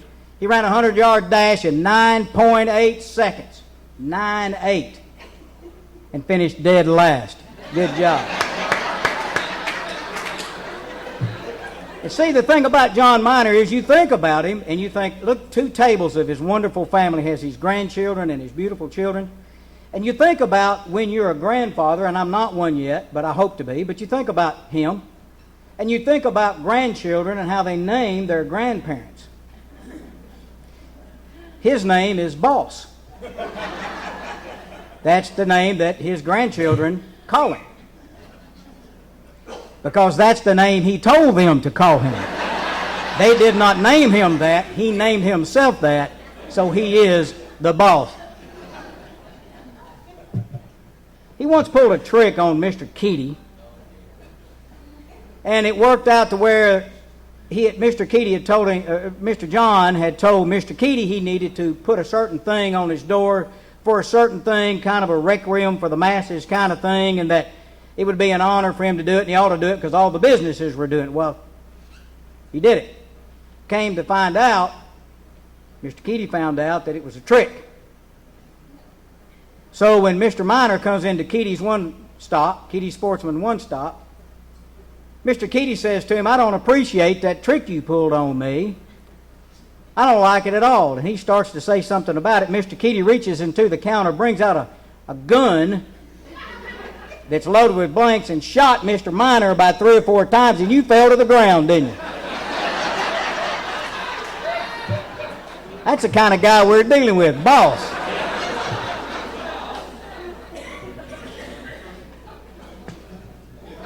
That's the kind of guy we got to deal with.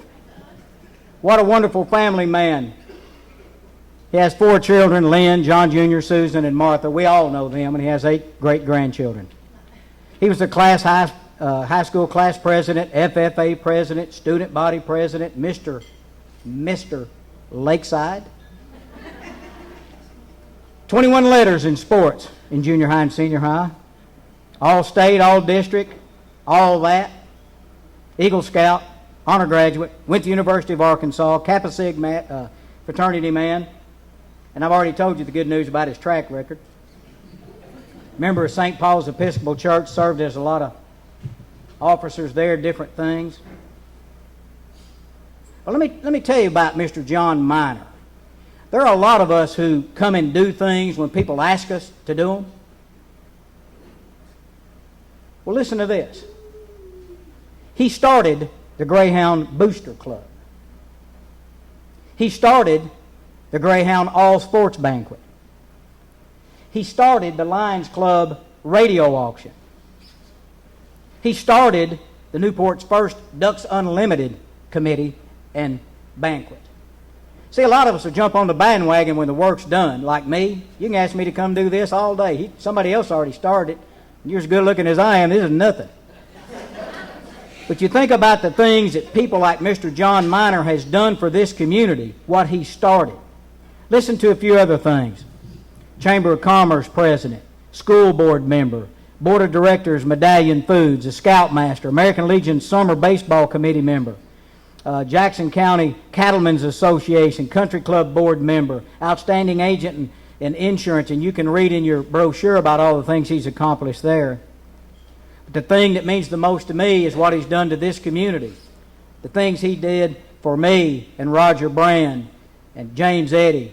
He and Mr. Frank Pleggy and Jeff Ellis and those who taped ankles and who called our names when they were watching us play ball back in '68. John Miner's one of those guys who's done all of that. He deserves to quit. He deserves to just go back and sit down and watch somebody else do it. But he doesn't do that. Started this booster club thing all over again, had a turkey bingo, and guess who they asked to be the turkey? I ain't scared. But he keeps going, and he keeps giving, and he keeps doing for Newport, Arkansas, or for Newport High School. He's one of those guys, when he was growing up and playing sports, he never did quit, and he never will quit. Ladies and gentlemen, please welcome Mr. John Miner.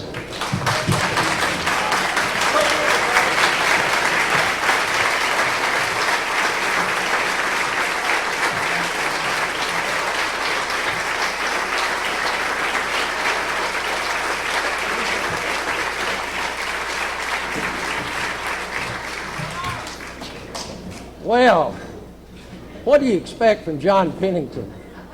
I thought, I said, now, John, honor me, please. I need that one time. And what he's trying to do to me is roast me. What do you think about that? But listen, thank y'all, thank you, thank you. This is the nicest thing that's ever happened to me. And I guess why it means so much to me is growing up in Newport was the happiest days of my life.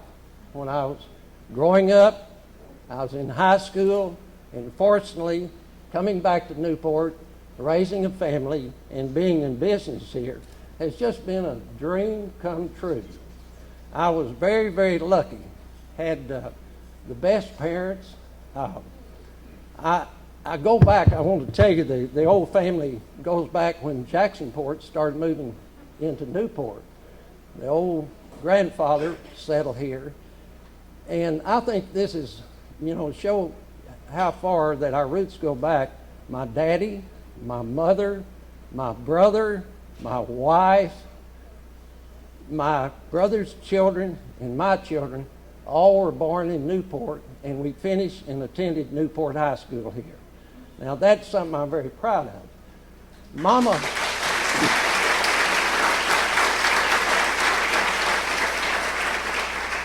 I had a good mama and a daddy that would do anything. I didn't know how to keep up with it, but Mama always told me, said, John, life is a gift. And that's so true. But adding to that, I felt like being born in Newport, Arkansas was a gift too. It's been my life. The people have just leadership. Look what you have here. Just outstanding leadership. Good people, fun people. They're here when we need each other. It's always been that way, and it always will be. Go back, and I'm sure all of us have a little something in our life, but I've got to tell this story. By the way, I want to tell you something really makes me feel good is my class of 52 is here tonight, and I really appreciate that. There's 2 tables.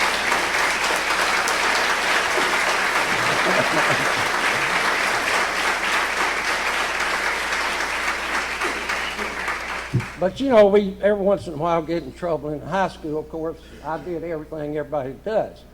My closest friend was Harold Mantu, and Harold had an old car that was made in the 40s. John, you probably have seen these, but the back of the front seat would fold forward, and in the middle was a cubby hole or an opening. And Harold and myself, like teenagers were doing, we were cruising Newport, and guess why? Well, we were lucky enough, we picked up one of the prettiest girls in Newport. But what made it so special, she had on shorty shorts.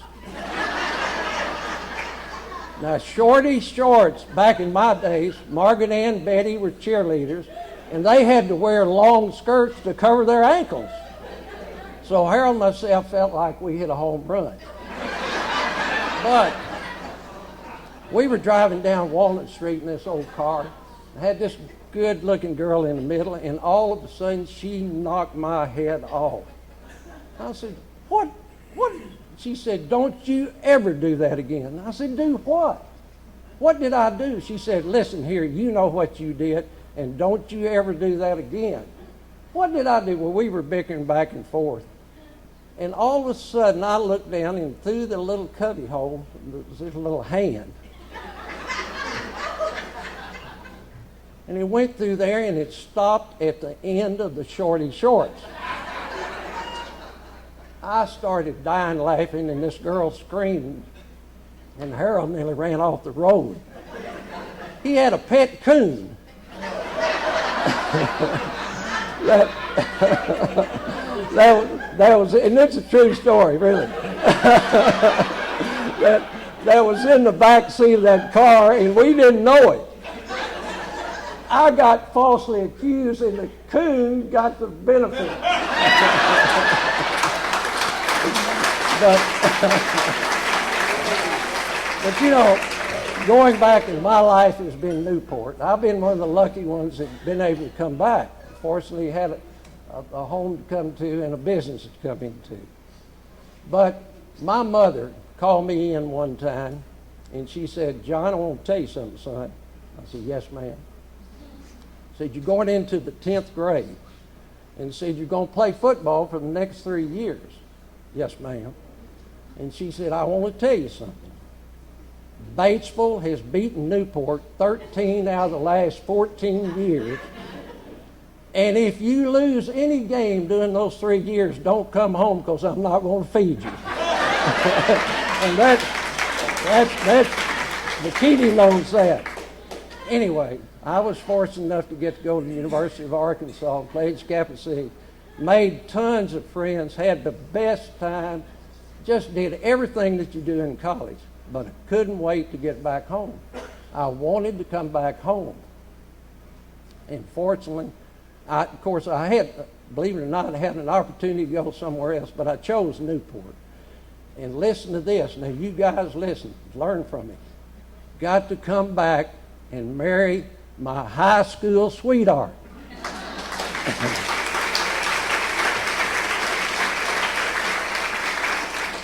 My first love. And hey, I ought to score heavy. I hit a home run right there, and I ought to get a bunch of kisses tonight. But anyway, as you know, as I told you, we settled here. Fortunately, we had 4 great children. We have my life's ambition about family has totally been completed. We have I think, a great family. We have a good time together. We have fun together, and we're there for each other when we need each other. So the 4 and the grandchildren are all here, and I appreciate them coming too. But and I'm not trying to be too high school Harry's, but there was something that, again, that I learned, and I'm sure the Newport graduates, and I know the class remembers this, but we were taught a song in the 10th grade. And it went like this. John, I'm not going to sing it. Won't actually, I know. But it went like this. Let me sing you a song of Newport and Newport High. Its stories yet untold. Its battles fought and victories won beneath the orange and black. Now Cersei has its number, and Batesville may be fine, but for our loyal fellowship, give me Newport and Newport High for mine. And that stayed with me. It meant so much to me. And I want to say this. Thank you, Mr. Mullins, for what you did for our school and our town. Thank you, James Eddy, for what you're doing for we the people in this great country. Martha, thank you for the outstanding career. It shows us as an example of what we can do with determination and hard work. And my friend, Billy Keating, thank you for what you've done for all the kids all these years. You put Newport on the map, and we're in the sports world. And the foundation, thank you for what all you're doing. And most of all, Newport, thank you for letting me be part of it. And I appreciate this very much. This honor tonight has put the icing on the cake in this wonderful life that I've had. Thanks again.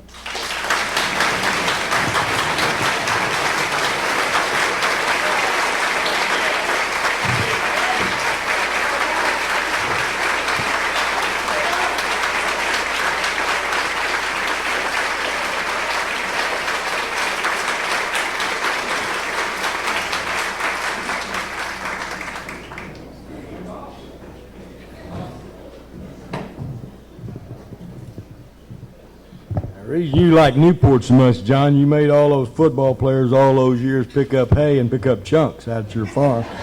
and didn't pay a quarter and said it was to get them in shape.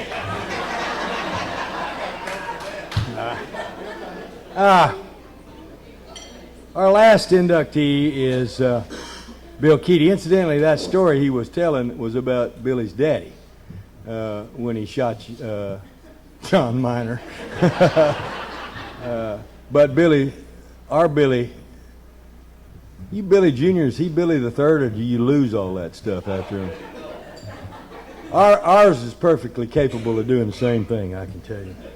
Coach Bill Keaty graduated from Newport High School in 1963. He went on to receive his undergraduate degree and master's in education at ASU. He started his coaching career as the Paracool junior high football coach in 1969. Then he coached its high school team. And then I think you were 1 year or 2 years at Sylvan Hills before returning to his love, as John Miner so eloquently explained at Newport. 1977, he became the Greyhounds head coach. And for 19 years thereafter, he was the Greyhounds head coach. He compiled a total career record of 199 wins, 55 losses, and 4 ties. He was named Conference Coach of the Year. Listen to this. He was named Conference Coach of the Year 17 times by the Arkansas High School Coaches Association.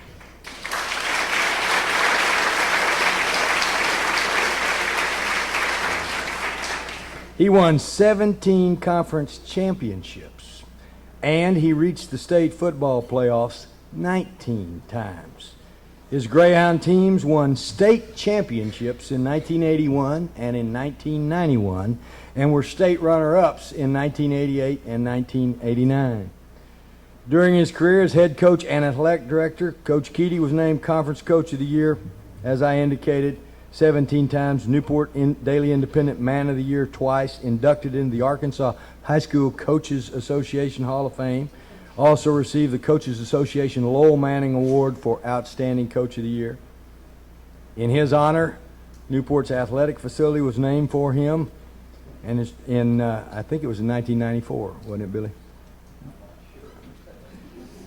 After teaching and coaching for 38 years, he retired in 2007 and was honored that year with the ASU Distinguished Alumnus Award. He became a commentator and is still a commentator on ASU football broadcasts, and he's an active supporter of the ASU Booster Club. He was the first recipient of the Newport Kiwanis Club's Distinguished Service Award in 1989 and the first recipient of the Jonesboro Sun's Best Under the Sun Coach of the Year Award in 1991. He and his wife Jennifer have 2 children, Catherine and Billy III, and 2 grandchildren, which are here. Grandchildren, I don't know if you know this because none of this was read, and he probably hadn't told you about it. He was one of the greatest high school quarterbacks you would ever see. He could run the football, and he could throw the football, and he had leadership. He was offered and accepted, at that time what they did was a 4-year football scholarship to college. It wasn't a year-to-year deal back then. He got a 4-year ride at ASU. Before he could start freshman football practice at ASU, he was invited to participate in the Arkansas High School All-Star Game, a big honor for Newport back then. Quarterback in the High School All-Star Game, and while holding for an extra point, got run into by a whole bunch of big guys and got his knee torn completely up. So he never played a down of college football, and the only time he ever had that football uniform in college on was to take a freshman picture. And he got 4 years free and played fraternity football and drank a lot of strong tea.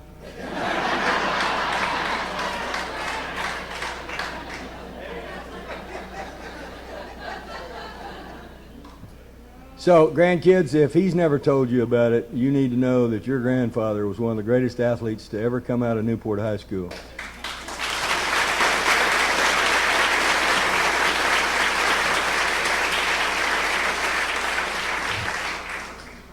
I never met John F. Kennedy. I was just a kid when he was killed. He was an inspiration to a lot of people in my generation. He's still my favorite president. They said he had charisma. I'm sure he did. As you might imagine, over the course of the last X number of years, I've come in contact with a whole lot of folks who have, in varying degrees, influenced the lives of not tens of thousands, but indeed millions of people across the world, some of whom you've heard from tonight. I can truly tell you that I believe I've only known 3 people that had what I define as charisma. That doesn't mean the others aren't great. That doesn't mean the others didn't have tremendous qualities. Charisma is an overused word. We ascribe it to too many people often. When I talk about charisma, I'm talking about that magnetism that people want to be around the person who possesses it. It is a magnet that causes folks to want to follow, want to be there, want to be a part of, want to know, want to share with. I'm not going to tell you tonight who the other 2 people were that I have had the privilege to know that I thought had that true magnetism. But one of those 3 is my friend, Coach Bill Keating.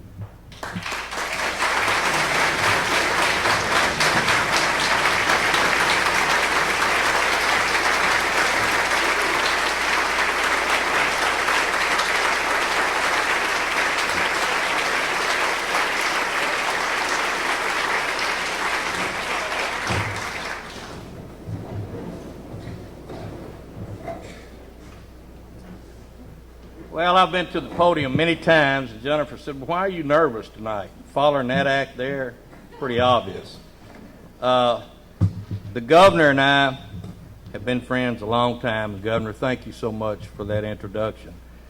Thank you for being here tonight also. But most of all, thank you for our 50 years of friendship. It's meant a lot to me and my family.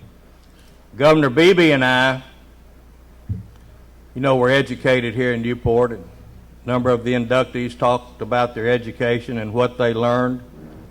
Well, we learned some things too. You take $1.50 and this thing right here out the Silver Moon, back in our day they'd fill it up with beer.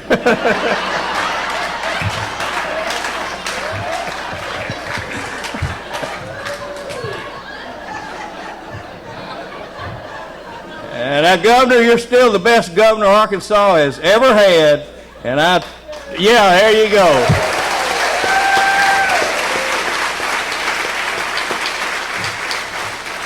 But you did have just a little bit of devil in you at times. I would like to congratulate the inductees from last year and this year, and what a unbelievable group of people that I joined. My buddies from Arkansas State, Bobo and Matt and Van were back there earlier and said, what are you doing up there? And I said, well, I'll tell you what I'm doing up there. I'm the chairman of the selection committee. True.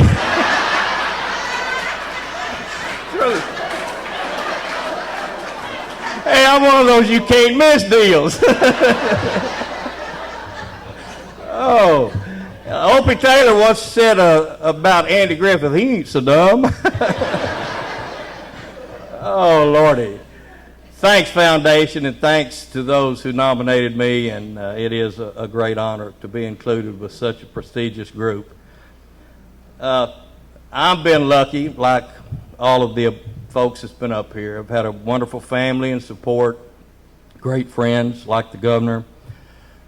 Bill and Ernestine Keating, my parents, what an odd couple they were, but they were a loving couple, great parents. Always had their support. My 2 sisters, Linda and Cynthia, and their family have always been there for me, and I love them for that. My wife, Jennifer, and her family, I've always said Jennifer's the best wife any man could have, and without a doubt, the best coach's wife any coach could have. So I love her for that. My son Billy and his wife Brandy and my 2 grandsons Will and Jake have always been there for me. My daughter Catherine has always been there for me through thick and thin. My 2 sisters Linda and Cynthia and their families have always been there for me, and I love them for that. So I have been a very lucky person. When I was in the 7th grade, I wanted to play ball. And I knew I had to get permission from my parents to play ball when I got into the 8th grade, because back in my day, you couldn't play football until you became a grade pup. We didn't have 7th grade ball or pee-wee ball. And after I was into 7th grade and found out all the girls had crushes on the 8th grade boys who played football, I really wanted to play then. And what I didn't know, though, was my father wanted me to play probably worse than I wanted to play, but he didn't want me to know that. Well, anyway, when it came time for me to get permission to play football in the 8th grade for the pups, I had to ask my mother and dad if it was okay. And my mother said, well, Billy, you know, you're not very big. And then my daddy butted in and said, hey, you got to be tough to play football. John, you can hear it, can't you? I don't know whether you're tough or not. You know, that's a tough man's game. And I said, Daddy, I'll be tough enough. And he said, well, your mother and I'll let you play under 3 conditions. Number 1, we expect you to act right. Number 2, we expect you to make good grades. And number 3, if you really, really want to play more than anything in the world, you won't quit. I said, I promise. I said, I'll make my grades, I'll act right, and I'll guarantee you, I'll never quit. They couldn't make me quit. The first day of practice out here on the track field, back in those days we practiced in full pads. They didn't have shorts and run-throughs and all that. You just went out there and got after it and may the best man win. It was like today, about 100 degrees, and there I went out there with my uniform on as an 8th grader, and my helmet was about 2 sizes too big, and brand, it kind of went around my head. And for all of you people that are wondering about my age, it didn't have a face mask.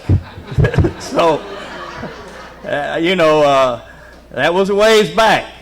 But anyway, I was a proud gray pup.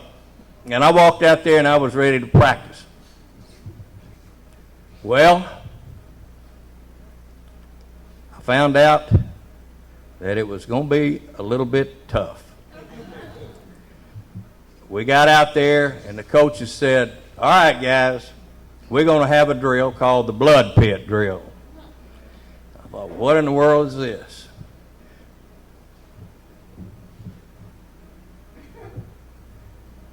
Coaches said, we're going to put one player down here, and he's going to have the football, and we're going to have another player down here, and that player's supposed to tackle the guy with the football. We're going to find out who is tough and who does have courage.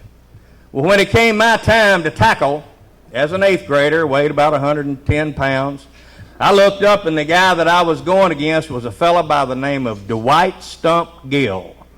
And he was a 9th grader, and one of the few 9th graders that got to play as an 8th grader. And he didn't have any front teeth because he didn't have a face mask on his helmet either. And he was bad business. And I was thinking, oh, me, well, here's my time to shine.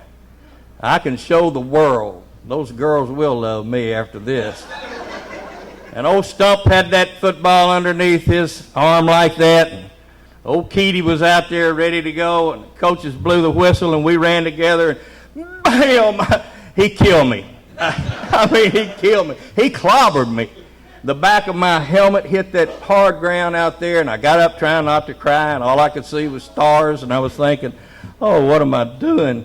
And then we ran at the end of practice and ran, and the coaches finally blew the whistle, and we went in to get dressed, and I was walking up Wilkerson Drive to my home on Holden Avenue, and all the way home I was thinking, oh Lord, what can I come up with? What kind of excuse to quit? And when I got home, my dad was there, and he said, son, how'd practice go today? And you know what I said. I said, oh, Dad, it was great, man. I can't wait to get back out there tomorrow. And then I prayed for rain.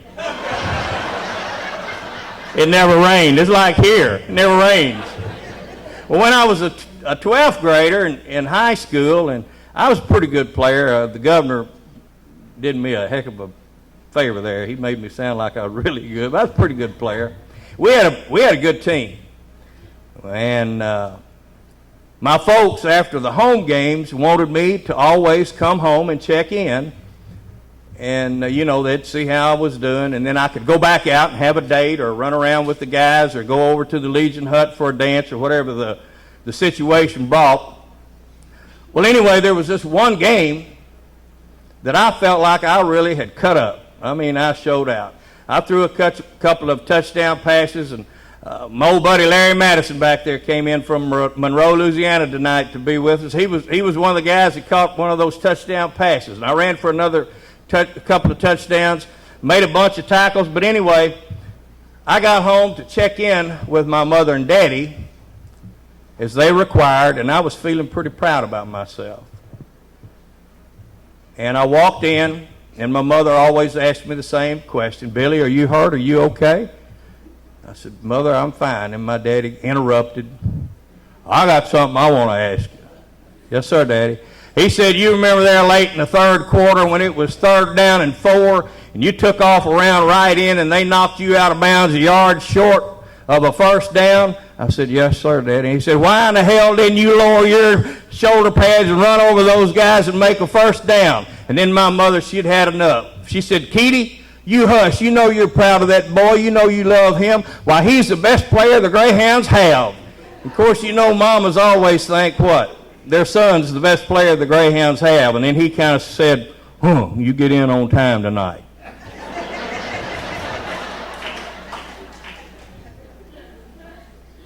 I got that tough love from my daddy, but at the same time, I got that sweet motherly love from my mother.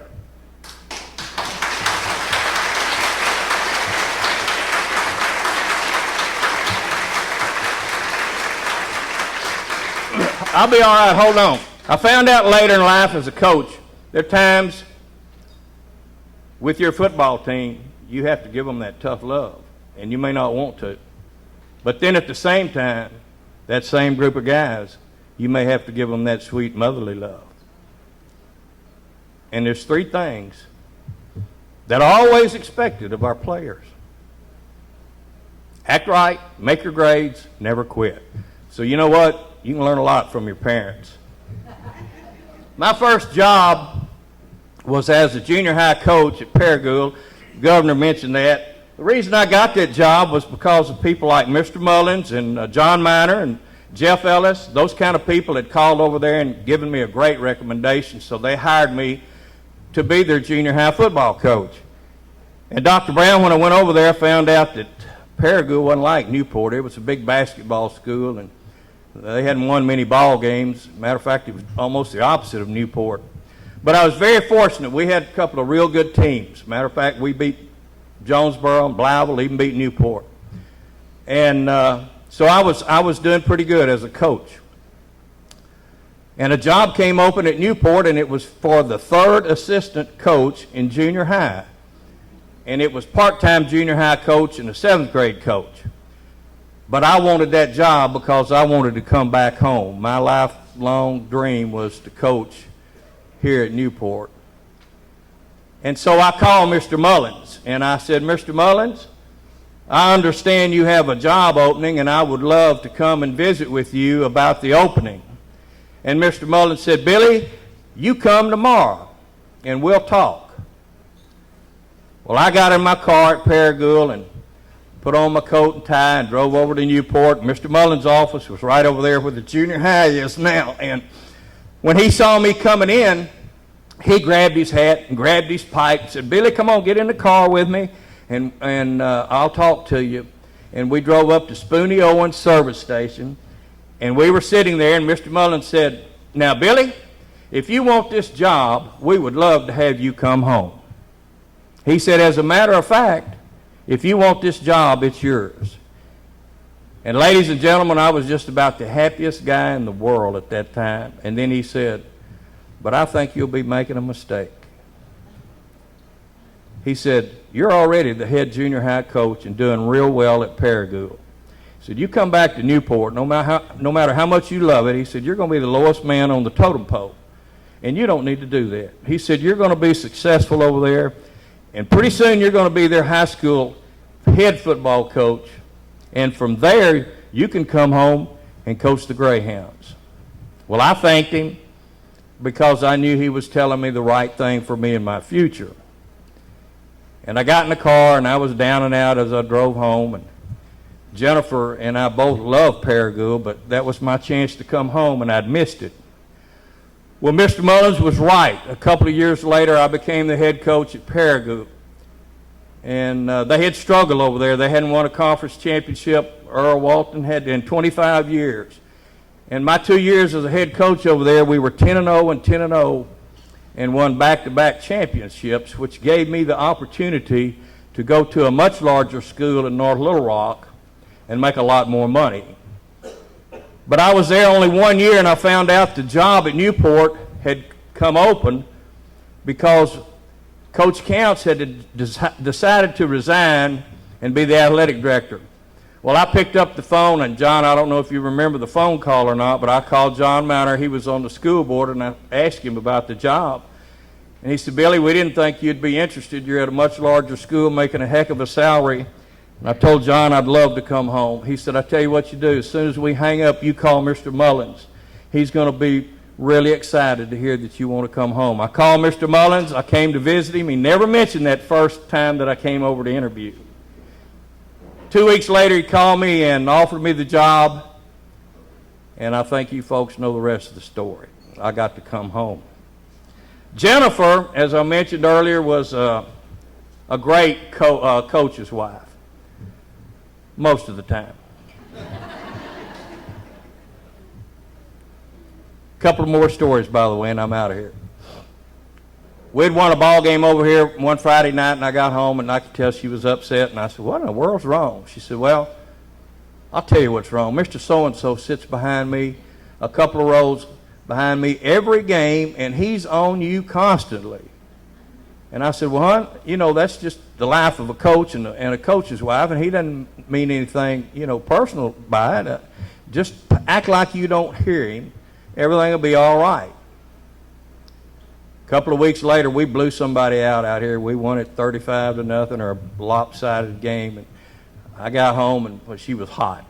I said, okay, what's wrong? She said, Mr. So-and-so stood up and said, I can't believe that's the worst call I've ever seen a coach make in my life. How can you be so dumb? And she said, I stood up, and I glared at him, and he wouldn't look back at me. And she said, I kept glaring at him.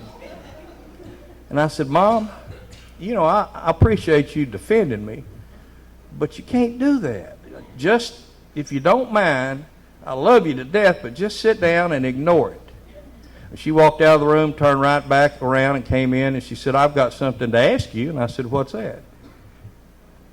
She said, well, why did you call such a dumb-ass call?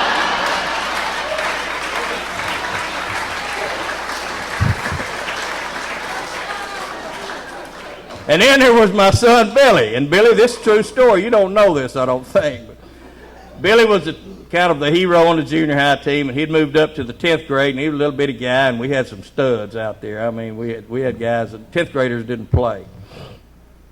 We'd gone through 2 days. It's time to start the season. And Jennifer said, what do you think the chances of Billy getting to play are? And I said, well, Mom, they're really good, because I said, he's the best player on the team for catching snaps from the center for extra point and field goals. I said, that's really important. And he is, honestly, the best one. And he did. He had great hand-eye coordination. And I said, but you need to understand something. I said, he needs to do good. And she said, well, what do you mean? And I said, well, you know, everybody, what they're going to be saying is that kid's playing because he's coach's son. I said, so he doesn't need to mess up. If he messes up, I'm going to have to take his position. She said, do you do that with all the players? If they mess up one time, do you take their position? I said, well, no.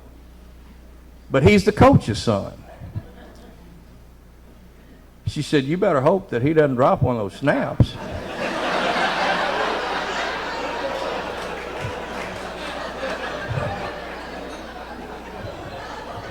I'm going to dress the rest of it up. She said if he drops one of those snaps and you take his position, she said, you're going to be sleeping on that couch for the rest of the year. Now, Billy, that's been about 20 years ago, and I would like to publicly thank you, son, for not dropping any of those snaps.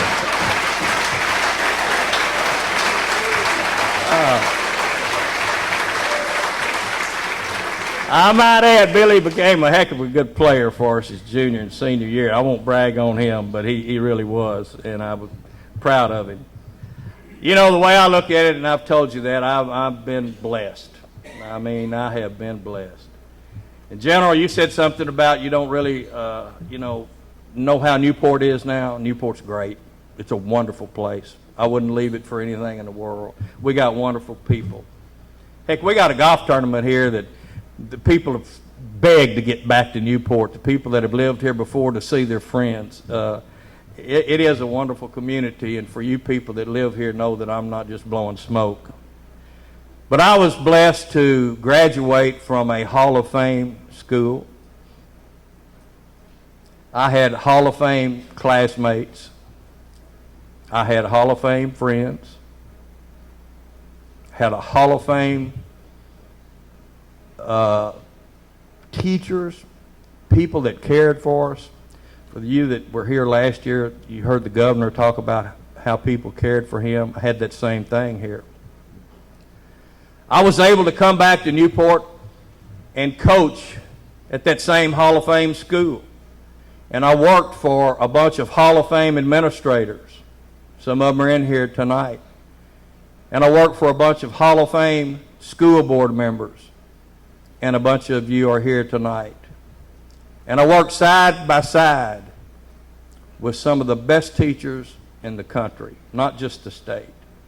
And I was proud to be with them. And I would say this too, I'd say almost every one of them were great Greyhound fans.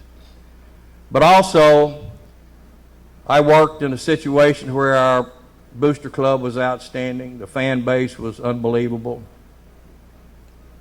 We had people, as you know, that if you didn't get to a game early out here, you weren't going to get a seat.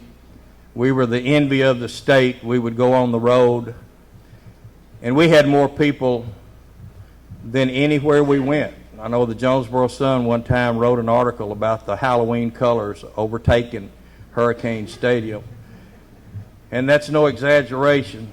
And, you know, I think if you are going to be a successful coach, you have to have outstanding assistant coaches who are loyal and work hard with you. And I had that, and junior high coaches and 7th grade coaches. And of course, to win ball games, we all know you have to have talent. And I had some great players here. But I had some players that weren't so great. But I was just as proud of them as I was the great players, because I would guarantee you this. Those guys, when they left Newport, were just as proud of the heroes, because they played with that big heart, with that Greyhound tradition, and I hope that I had some good things to help them along the way in their lives. And this has been a wonderful honor for me also. I was coming home one summer while I was still coaching, and Buddy Black, who was the voice of the Greyhounds, did a great job, but he was with me, and it was about midnight. We'd been to the dog track, and we were coming back, and we were about to Wallenberg, about midnight, and Bud said, "Coach, if you had your choice, would you rather win a state championship or beat Batesville?" And I said, "Bud, you know the answer to that." My daddy brought me up. I said, "I'd rather beat Batesville any day of the year."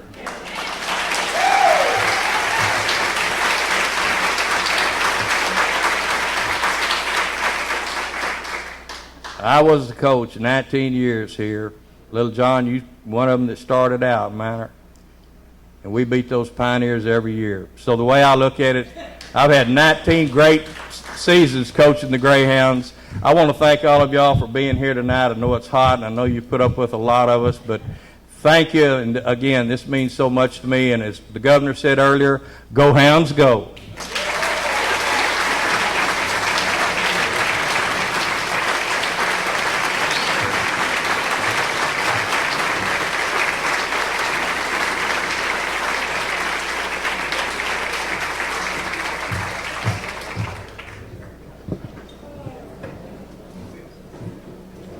Well, there are several of us that can remember playing in that last Thanksgiving Day game, 1968, right over here. Roger Brand, James Eddy, me, Mike Brand, several of you out there. It was a struggle, and I mentioned it last year, but I always like to bring it up.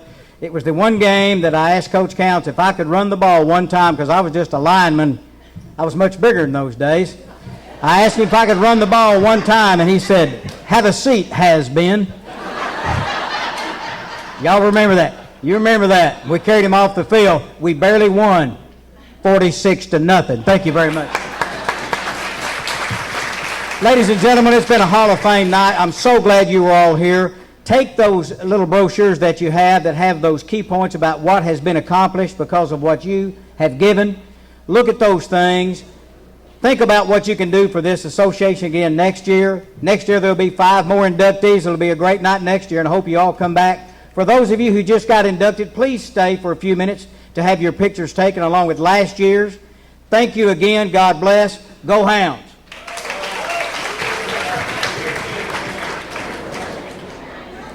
Oh, what a wonderful banquet. And we, at the start of our show, met 3 of our inductees, and we have 2 more. Martha Johnston joins us, and I remember Martha from school, just slightly older than I am. I graduated. I graduated in '68. You know. Well, no, I graduated in '64. So David L. and I played ball. He was a year ahead of me. That. But, he was. We were football players, and of course, you mentioned in your remarks that your dad, David Johnston, at First National Bank for 117 years. Exactly. He was there. He loved the schools. He loved the community.